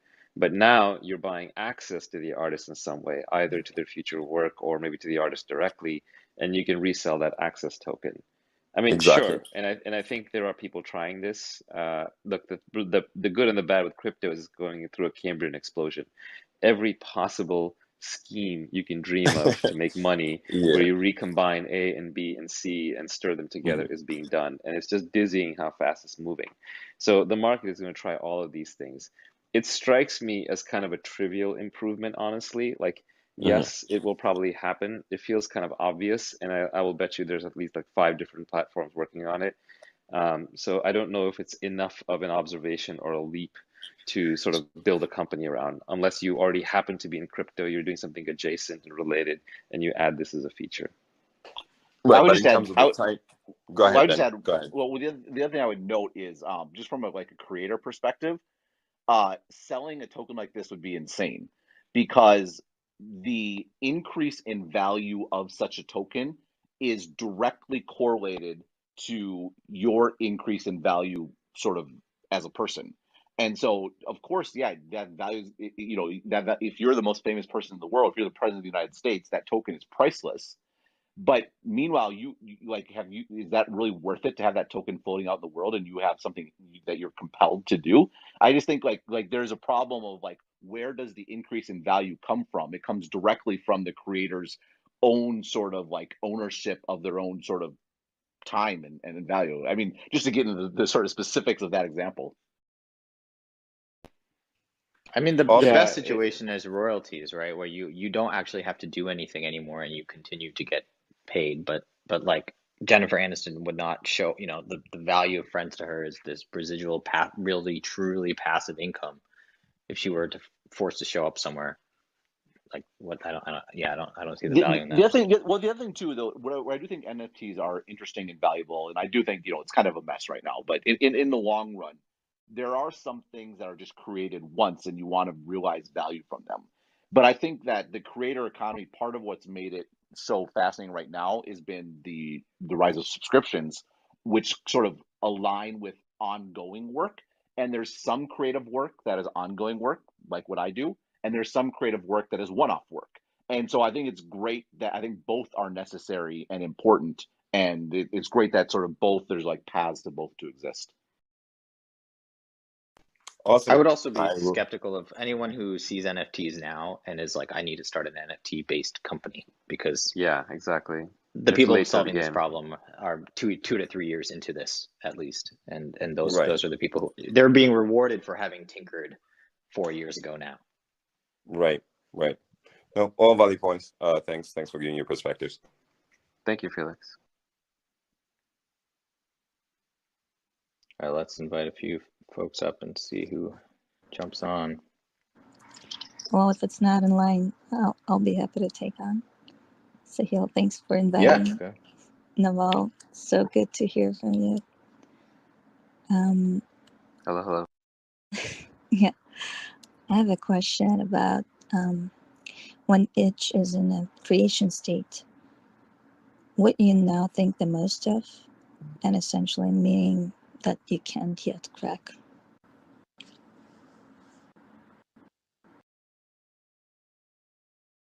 I don't think I really heard the question. There's some background noise. Maybe Oh, I'm if somebody sorry. else. Yeah, that's okay. Let me repeat it. In your creation state, what you now think the most of, and essentially can't yet crack. Oh, yeah, I don't approach creativity that way. Um, it's not like there's a specific problem that I'm trying to solve my way past. It's more that I'm just always thinking and absorbing, walking around, learning, and then ideas will come to me. And I don't know where they come from. If I knew where they came from, then that would be pretty unique. Then maybe I could program a computer to do it and invent the AGI. But the reality is nobody knows how this stuff works. So you just kind of follow your natural intellectual curiosity. You load your brain with all kinds of problems and interesting things. Next thing you know, you're connecting things together and you're just having ideas. You're calling up your friends and your colleagues and pitching them. Most of them are nonsense. A few of them stick. You figure out how to brand them. You figure out how to execute on them. It's just like a big soup. I don't think too much about it. I don't think you can really you can't engineer creativity. You can foster the conditions for creativity. Like when the cloud is heavy with rain, or it's like a big heavy cloud, the odds are higher it's going to rain. So for me, that is being alone or, comfortable. It's kind of like not having a lot of meetings, but yet still having intellectual stimulation, having quiet time, going for walks. Something about the brain is mechanically stimulated. I think a lot of people have their best ideas on walks. Showers are good places for ideas because you're accidentally meditating. You can't do anything else, and your mind's just kind of wandering freely. So I think there are positions you can put yourself in for creativity. If you have to solve a specific problem creatively, then I find that just loading it in your head before you go to sleep works well, and then just giving it time to percolate. But I don't really do things that way. I'm always thinking about a zillion different things I'm interested in, and creativity comes out. It's kind of fun that way. Well, it's funny because I think this is this area where we're just totally different people, right? From my perspective, We are totally different people, leaning man. leaning into something, and I have to figure this out.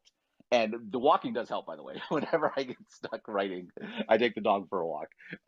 But for me, it's like it's forcing myself into it. And for sure, the same with zone, same thing with flow, all those sorts of things.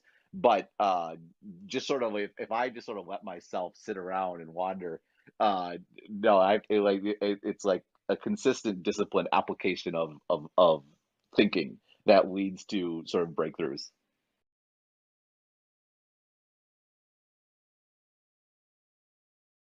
Serge, do you have a question about the creator economy or anything tangentially related to it? Yeah, I do. I have a couple questions. I make treasure hunts for a living and I have to create on a daily basis. And I definitely come with some roadblocks. I try to do the lion, sprint and then walk. What do you guys do when you hit a creative roadblock? And I know you answer that with walks and exercise and showers and whatnot, but is there anything in addition to that helps contribute to getting past that creative block or that wall? Honestly, meditation is really good for me, but you'd have to be a serious meditator, I think, for it to kind of work. I wouldn't pick up meditation just to solve creative blocks, but if you are a meditator, you can lean into it. Yeah, I've done a Vipassana and I meditate. I find that whenever I meditate, I try to meditate for 1 hour a day and I just black out for an hour and then somehow my day gets a lot better. But I find meditation does help. Yeah, I think this is You get this is one of those things that's I think probably different for every person, and this is an iterative learning that you get from being creative. This is a reason to always be working and trying to do new things because you don't just figure out the stuff that you're working on. You also figure out like what are the hacks, what are the things that I can do that help me get this done, and so the iteration like pays off in all sorts of crazy ways, not just the actual like work itself. Yeah, and some creativity is a solitary act, like painting. You're going to do that on your own. But some of it is a group dynamic, like comedy. You're probably going to come up with better comedy skits if you have another friend to improv with. So in your case, what you're doing, it sounds like it may benefit from a thought partner or two that you're brainstorming with and kind of open-ended, just being creative with. Like, I don't know if you've ever seen that documentary, 6 Days. It's about the making of South Park. And it's really fascinating because like the two key guys, they they they do an episode of South Park from start to finish, from just like we have no idea what we're doing to shipping it to satellite production and distribution in 6 days flat. And the first 3 days were just spent brainstorming what's going to happen. And you can see through that creative process, if you watch that documentary, that it would have been impossible to pull off with just one person. So much of it is that riffing back and forth. So it depends on the creative act, but certain kinds of creativity, I think, almost require small groups. So you may want to consider getting a partner on someone who thinks very differently than you, that but is a good like the kind of person who says yes and as opposed to no or but, and that you can just brainstorm with constantly. I mean, I think there's two ways to think about like discipline and actually doing things maybe that you don't want to do all the time. One is internally, and one is external. Like I think the internal one is your identity, like, and that generally just comes from having done it a bunch of times. It gives you the confidence to know that you can actually do it. You could go, anyone listening can go for it, almost anyone, I should say, can go for a 10-mile run tomorrow, but like most of us won't, except the people who have gone for a 10-mile run in the last few days, right? And then the external one, I think, is environment. Like you just construct a sort of external environment that basically forces you to to do the thing that you want to do, right? Like you have the 4 dailies, or you have uh, $10 a month, or whatever sort of constraint, or you have a company with employees that expect you to be there. You just figure out, okay, what do I want to do? Okay, I want to paint. I want to do one plein air painting a day for an hour. Well, I can get a gym buddy for painting. Like you just have to figure out like what works for you, and if you've done it a bunch of times, the only way to know what works for you is to have done it, and then often you kind of know what you need to do, and that really sucks because then you kind of know that like you're just making up excuses to not do the actual work. Yeah, there's two other hacks you could try. One is Scott Adams has a footwear theory of motivation, where he says like if you want to go dancing, just put on your dancing shoes. That's the only thing you commit to. But once your dancing shoes are on, you'll follow through. Or if you want to go for a run, just put on your sneakers and go outside, but don't commit to actually running. But once you're in your running shoes and you're outside, you'll probably want to run. So you can kind of just do the first act that sort of puts you into the mood or the mindset or as a trigger. So you could try that. The other thing is you could do a form of structured procrastination, where if you don't feel like, let's say you're supposed to write today, journal, and you don't feel like journaling, then say, okay, today's my day, I'm going to do my taxes. This is my tax day. And you're going to sit down in front of your computer, do your tax, and you're going to hate it. You're going to be like, oh, shit, how do I avoid doing my taxes? Next thing you know, you're journaling or you're writing. So if it's like your second thing to do and there's something in front that you're supposed to do that you don't like even more, you might end up doing it.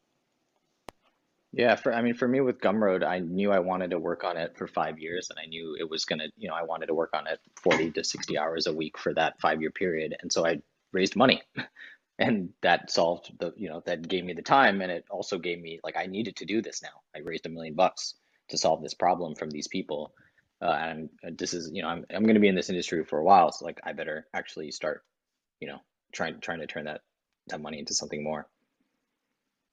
And you hire people, and then hiring people, having a team, that's a great forcing function to be productive.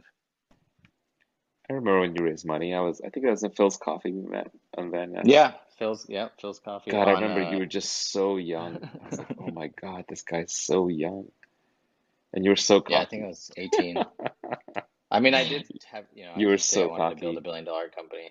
Right. And you were like, and I was number two or as first employee at Pinterest, and I'm leaving to build $1 billion company, and it's all going really well. And I was just like, oh my God, he's so cocky. It's amazing. Well, it's the rational optimist. I felt like such a loser. I was like, what the hell was I doing when I was 18? What were you doing when you were 18? How did I you was in get into school. tech? I was in college like everybody else. I didn't have believe it or not, even though it looks harder, the younger generation is easier. You have more venues. When I got out of school, you either went to management consulting or investment banking, or you went to an MBA program or a PhD program. There was no like jump into tech and do startups and go to Y Combinator. Those options just didn't exist. Yeah, and I mean, from the outside, I did nothing until I was like 30. So I mean, which I think is, I look back and I say, oh, I had all these amazing, interesting experiences living abroad and teaching English and stuff like that. But on the flip side, it's like, it quite literally is not too late, right? I mean, there's, and you can, you can leverage that. So Nidhi, do you have a question? Hi, yeah. So my question is about decentralized apps and NFTs. So I'm basically new. I've just started earning like 5 months back, and I've been researching about NFTs as well. So I'm also like I create art online as well. So I tried putting out my art on all of these platforms like OpenSea, Rarible, and all of that. But I think at this stage, like there are a lot of hurdles that come in the way. Like there are a lot of there's a lot of gas prices and whatnot. So I think is it because the NFTs are fairly new that there are all these hurdles, or what do you think will be the future of NFTs, and will it be much easier for a creator to actually put out their work there? And NFTs are not the panacea that I think all the artists hope it is. There's this groundswell of support for NFTs because people are like, well, this is how artists are finally going to get rich. And I'm sorry to say, I just don't think that's going to happen. Look, everything in the world is a non-fungible token. It's fungibility that's rare. Bitcoin is rare. Money is rare. The things that like we've made fungible are largely man-made and rare. Although there's a thing in particle physics how particles are actually fungible. We won't get into that. But almost everything you see in the man-made world is a non-fungible token. There's just an infinite amount of art. So the question is, how do you stand out? And NFT is too broad of a term. It covers an item that I pick up in a game that is enforced scarcity. It could be a piece of land in the metaverse. It could be a domain in the domain name system. Those all have enforced scarcity. But the problem is like when you get to something like just pure digital art, it does not have enforced scarcity. There's abundance. There's so much potential art out there. It's all going to be uploaded to these platforms. Every JPEG, every image, every video, every sculpture that you can imagine. So as soon as Beeple sold something for $69 million, and the reasons to believe that that was not like a completely legit sale, that there were some, other motives involved, then everyone comes in thinking, oh, my art's finally going to be worth something. No, Your art is only going to be worth something to the effect that society has already come upon a consensus that your art is worth something. All NFTs do is give you a way to trade the digital representation of ownership of that art as opposed to the physical ownership of that art.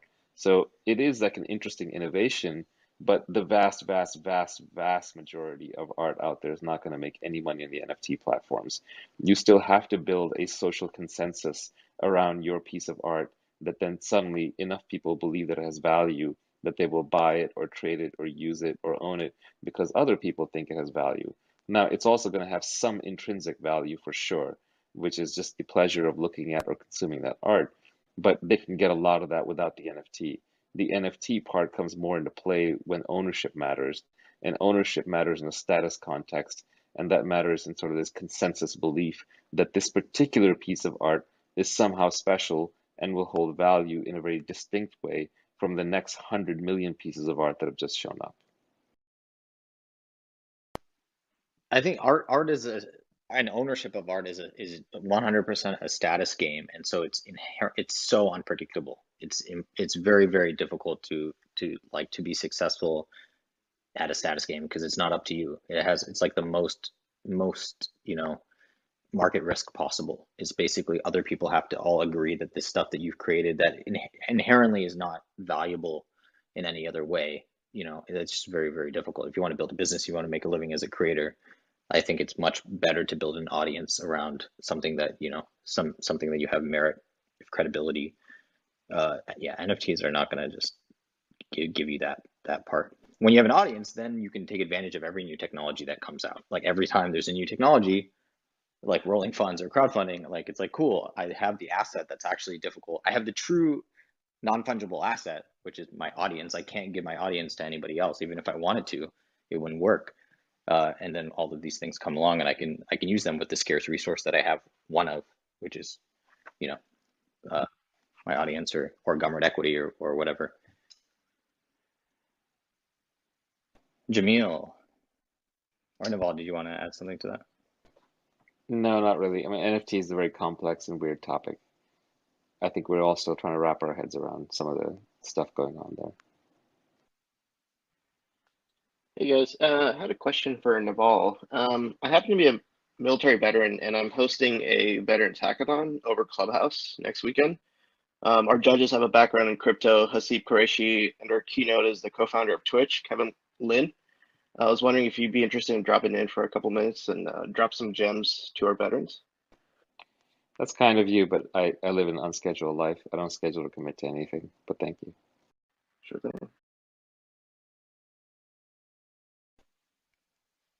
No more asks or anything like that, please.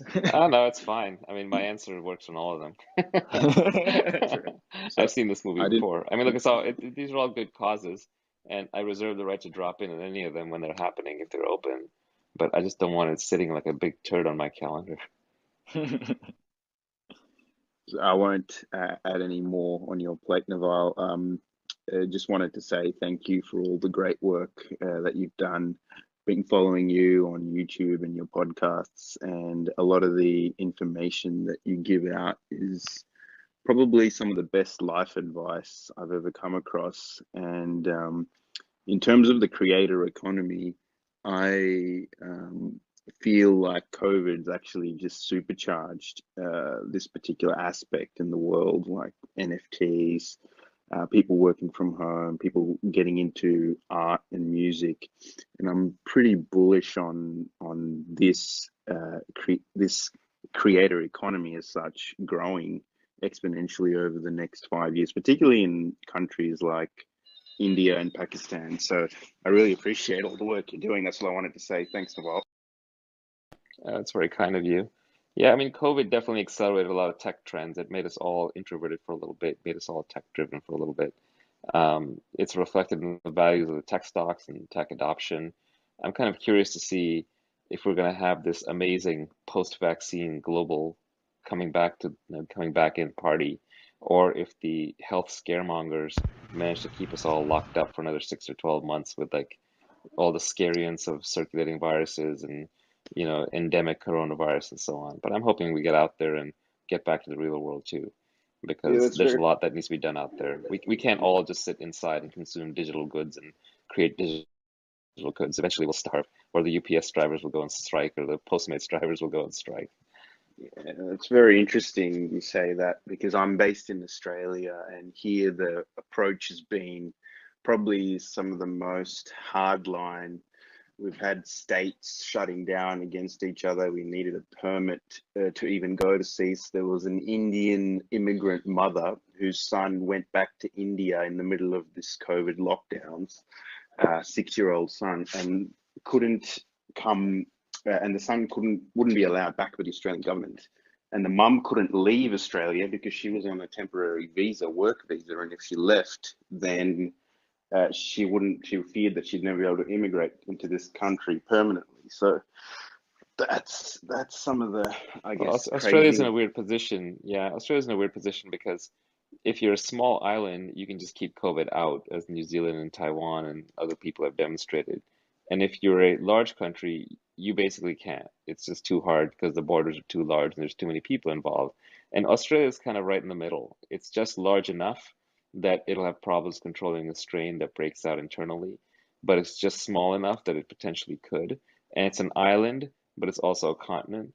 So I think Australia can kind of live this schizophrenic life of trying to be New Zealand or of accepting that it's Britain or the United States. This tough spot. That's pretty funny. Yeah, I mean, I don't know. Jadira, well, let's give everyone some time. Jadira, do you have a question? Yeah. Thanks again. Thanks for inviting me up. So I kind of have like two very quick questions. So I'm not sure how many you can answer between the two, but I guess if you only want to answer one, that's like totally fine. I'll just pose both of them, and if you answer both, like that's even finer. So I guess like I feel like a lot of people like on the stage right now are like really big like critical thinkers, and I feel like me as myself, like I'm like a very big thinker as well. And I was just wondering, like, how do you balance that with like happiness in a way? I feel like a lot of times I remember when I used to be like really unhappy all the time, my parents or like my mentors would always be like, you think too much, you know? But like it's easier said than done. So I was just curious. I guess my first question is like, how do you like, do you guys just like, do you guys think you're happy? And if so, like, how do you balance like happiness with being a thinker? And then my second question, which I don't know why my head just went blank on it, but yeah, You're I guess thinking too big. yeah. Look, intelligence plus experience equals wisdom. Not necessarily true, but play with that idea. And wisdom naturally brings peace, and peace naturally brings happiness. Peace in motion is happiness. So just give it some time. Over I But a think lot time, of you'll the figure people, it I out. think yeah, I think the other thing too is figure out what you can control and what you can't. And I think there's some aspect where I really, a couple hours ago at this point I talked about being in the moment and not being obsessed about your goal for like 5 years from now or 10 years from now. If you're obsessed about something in the future, you don't have control over that. Or if you're obsessed with something in the past, you don't have control about that.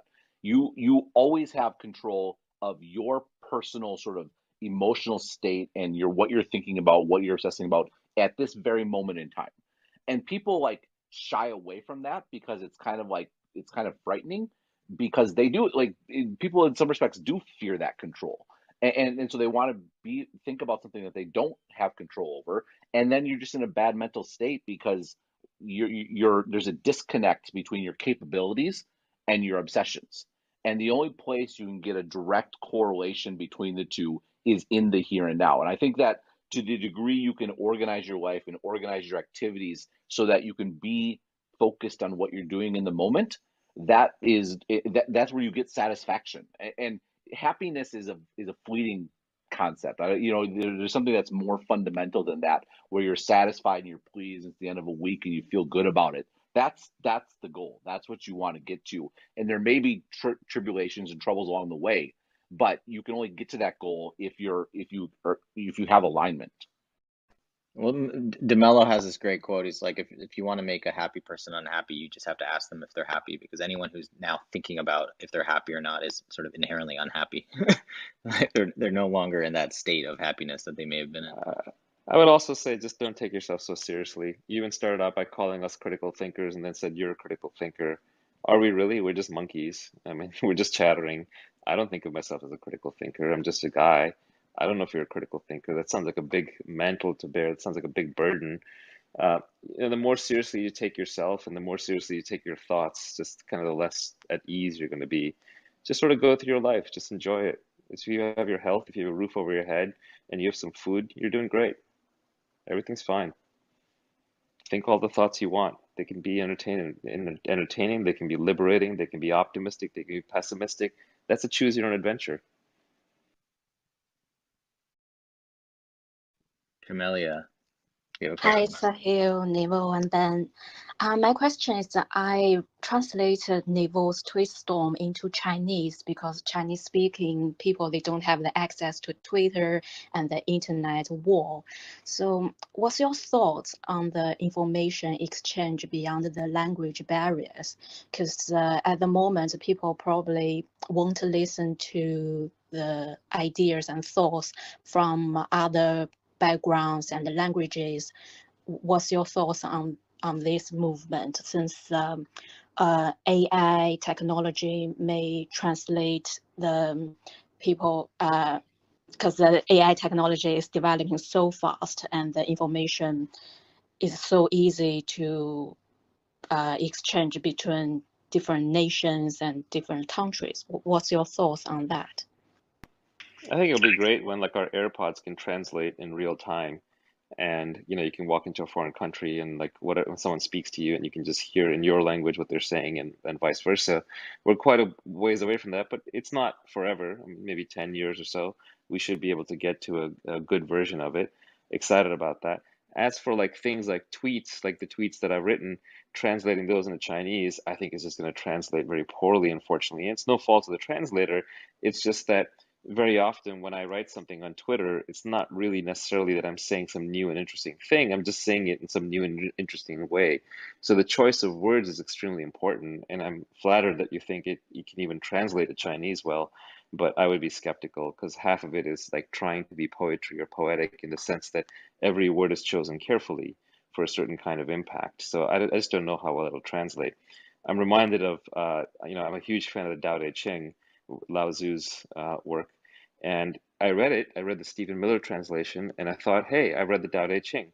And then I found this website, there's a webpage, you can Google it, that has 100 different translations of just the first chapter, the first tiny 1.5 page chapter of the Tao Te Ching. And you read all 100 translations, and you realize you're literally reading 100 different books. So I'm not sure I ever actually read the Tao Te Ching. I just read Stephen Miller. So it's just very hard to translate these kinds of things, and I don't know how well they'll do. Certain kinds of things do translate well. Like if you're translating, how general relativity works, for example, or how to operate a specific piece of machinery, the factual content there is what matters. So if there are some changes in the actual inflection or tone or choice of adjectives or balance of the words or the length of the words, it's not going to matter. But if it's the more it approaches poetry, the less translatable it is. And I don't mean this as a bragging thing. I just mean it's the nature of Twitter, where every word counts. So you're forced to choose very few words. So it ends up looking more like fortune cookie work or haiku or what have you. And so it just doesn't translate that well. But it's nice of you to do it, to get it across. I really do appreciate that. Thank you. I just feel like it's probably based on the individual, because I read a lot of Tao Te Ching and other philosophies and ancient books. So I kind of get the meaning of what you want to try to say. But I'm not that brag my skill, but I do feel like we still need the human translation rather than AI or I machine agree. translate. No, Yeah. I Thank you. agree. What people are going to be reading is Naval and Camellia combo, and not the Naval stuff. But that's fine. I mean, it's however the message gets across. It's interesting, right? It'll be interesting to see how it spreads. Like when people read the Bible today, I don't think they're actually reading the Bible. They're reading lots and lots of interpretations and connections and photocopies and mixes and different agendas all kind of put together. They're just reading a different thing. But that doesn't mean it shouldn't be read. It's still interesting. It's just a different thing. I would guess that like the transcripts from my podcast and How to Get Rich are going to probably translate a little bit better than the tweet storm, but by all means, give it a shot. I think it's great that you tried. And look, at the end of the day, a lot of these things I write for myself. So even as a translator, if you translate it yourself, you're going to absorb the principles better than most, and you may be able to apply them to your own life if they're helpful. Definitely. Thank you so much. Guys, Homer. how are you? So I have a question. So the whole creator economy is like really about individualism, and like, you know, it's also true for NFTs. So my question is like, how are you thinking about like more of a collective value, right? Like if you're thinking about NFTs, and earlier Naval mentioned that you know, artists are looking to get rich right now with NFTs and stuff like that, but like vast majority of them won't. And like it's known that like, you know, in the artist community and generally there's a lot of like thoughts about kind of like socialism, things that are more collaborative. Like what are these like the collaborative aspects and like the collaboration aspects with this kind of new world of creators, money, collaboration and stuff like that? That's kind of my question. I think one thing, someone did send me a message during this conversation noting that it's not a Clubhouse room unless there's a mention of NFTs. And I think that there is an aspect here where talking about NFTs in the context of creation is like talking about credit cards. And it's like, what? I'm not sure. Like, yeah, okay, I can understand credit cards are great. My personal business runs on credit cards, but that's not what my business is about. Like that's sort of like a means to an end. Like what the creative economy is about your audience, and it's about your fans, and to the extent that an NFT is a way to monetize that connection, great. It's the same as a credit card in that perspective, but I think that is something that the creative economy, the means don't matter. It's the connection between the creator and their fans. And that creator, of course, could be multiple people, could be a collective. Like there's lots of ways to be creative, but at the end of the day, the big picture is about that connection, and everything sort of flows from that. I'm unfortunately going to need to bounce soon, so I've got maybe one or two more questions in me, then I got to go. Sounds good. Yeah, we can end with Can Riley and then I Toro. ask technical question? You can ask your question after Riley. Riley, do you have a question? Yeah, I do. No, way off topic, but Naval, could you elaborate on the similarities between Buddhism and simulation? If not, could you tweet it or blog it at some point, maybe? Thank you. You know, I used to have this framework in my head, and I've forgotten most of it, but just to give you some, you know, concepts, like in Buddhism, it's basically the idea is that we're all kind of one unified awareness. It's non-duality, and we sort of are separated into these individual pieces for entertainment value. So the same way you could argue in simulation theory that there's sort of like one program that's running, and we're all just individual programs within that. In a simulation like a game, you would have multiple lives, multiple characters. You know, you could just like continue the game. That would be similar to having multiple lives in Buddhism. I had a bunch of others. I had the whole framework written out at one point, but I never tweeted it because it's so esoteric and so bizarre. And I think simulation theory is just religion by another name. It's like unfalsifiable anyway, and it's not really going to change your life because you just replace God with the concept of a programmer who's, you know, equally opaque. So I just don't find it that fruitful of a line to pursue.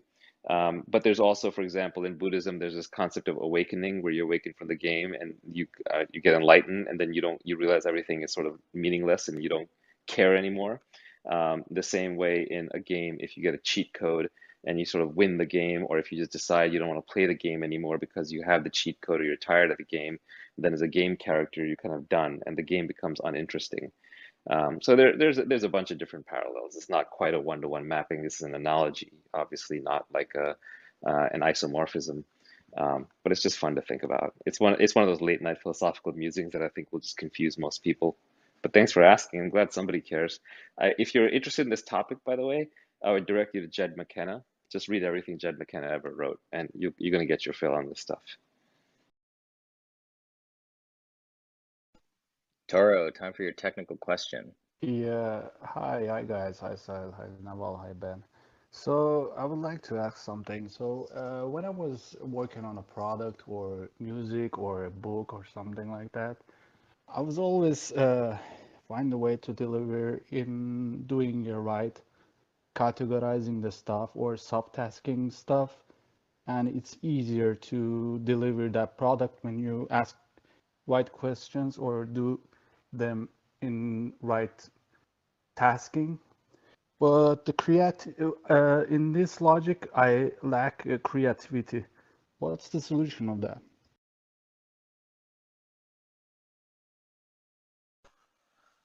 Well, I would say creativity is asking the right questions. So I mean that's not that that's a satisfying So answer.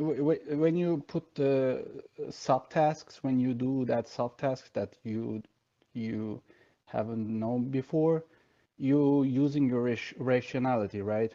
But when you do the product itself, there is a lack of creativity because you overthink rationally, and you have to switch back and forth, but it's very hard to switch back and forth from rational person to creative person, you know?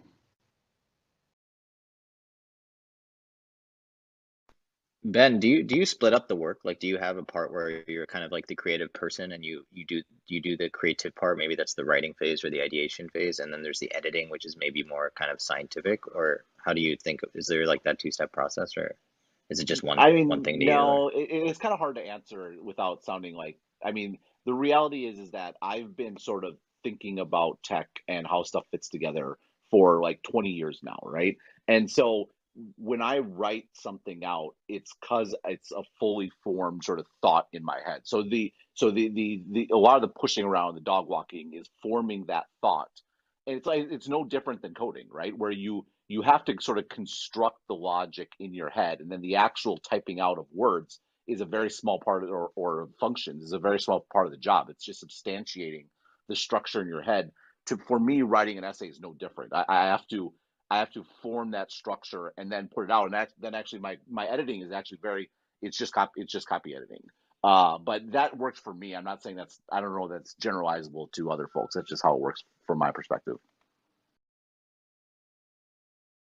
Naval, do you have multiple steps, or is it feels like atomic for you? Like you just produce and Yeah, then press send. we're startup guys, so we do a lot of jobs. So most of them are creative side.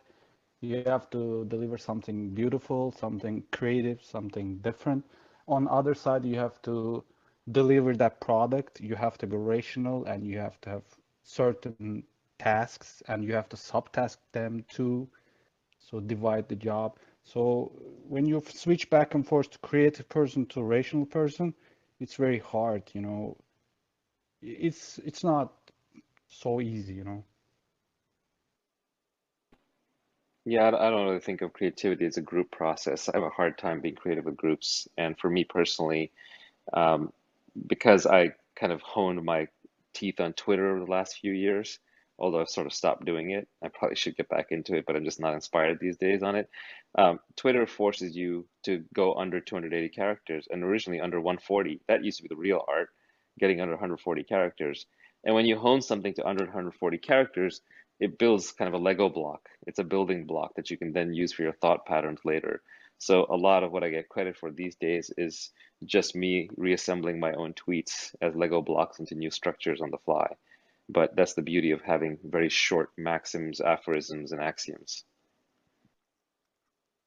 Kat, you're bringing us home with the last question. Thank you so much for bringing me up. Hi, everybody. Naval, I initially learned about you through the Joe Rogan podcast. And from then on, I just followed your interviews and podcasts, and it's been really great for me to just like learn about and follow a lot of things that you said, specifically in this culture of hustling and everyone just putting a lot of pressure on us, and just have someone that, you know, talks about mindfulness and meditation and the importance of like being alone and spending some time together. And it's not about working too hard. It's been really, really helpful for me personally, and about reading the books too, you know, help me, like, you don't have to constantly read one book like from the beginning to the end, and sometimes we get stuck. So you brought up a really good point. Thank you so much. I just have a question, which is kind of, I needed an advice from you guys. It's regarding an idea that I have for a phone application. I don't have any background in UX UI design or coding at all. I talked to a few people that are kind of in the industry, and kind of verified it that it's pretty much not a bad idea. And my initial step was to just basically little money, kind of get it out there. Because for me initially it was just to get this idea out of my head. And when I talk to my friends who are in especially the design UX UI game, what I got is that I'm being bombarded with all this idea that if it's a good idea or not bad, you don't want to put less money in it and have a very amateur, not a good design, and then whatever coding, because initially your product's going to be out there and it's really not going to be worth anything because it's not going to be good. So you really need to have a very good designer do it, and someone offered me to do it, but they wanted to share in it, and I'm pretty much very confused because I don't even understand why would they, like, how do they know it's going to be even something that they initially want to share in it. And then they're talking like big money, like 50K, 60K to get the coding done and all that. And I was just confused because my initial thing was just a little money, maybe, like, I have friends abroad, they could do it for me, maybe Yeah, with can you 10K. hurry up with the question? Sorry, because I do want to No, I see. think I get the gist of it. So, Sorry, I'm no, getting no, all it's over the. okay. It's all right. It's fine. It's fine. So thank you for the kind words. I would look, I could be nice to you and make you feel good and kind of give you the wrong answer, or I can save you the time in the future and the pain and give you what I think is the right answer. So I'm not a pull punches kind of person, so I'm just going to give you what I think is the right answer. Startups are the Olympics of technology. You're getting the absolute best and brightest people in the world who've been training their entire lives, just like Olympic athletes, and they moved to Silicon Valley and they dedicated their lives to their craft and they work day and night. And these are some of the smartest people in the world, and they build apps and they compete on a winner-take-all playing field where the number one wins everything, the number two gets like a little something, and the number three just completely loses. So you don't show up in the app game to build any kind of a serious app unless you're going all in with an A-class team. And so that is the formidable structure of this industry, because the winning solution can literally make $1 billion. And because of that, there's no room for the second place and there's no room for half-hearted efforts.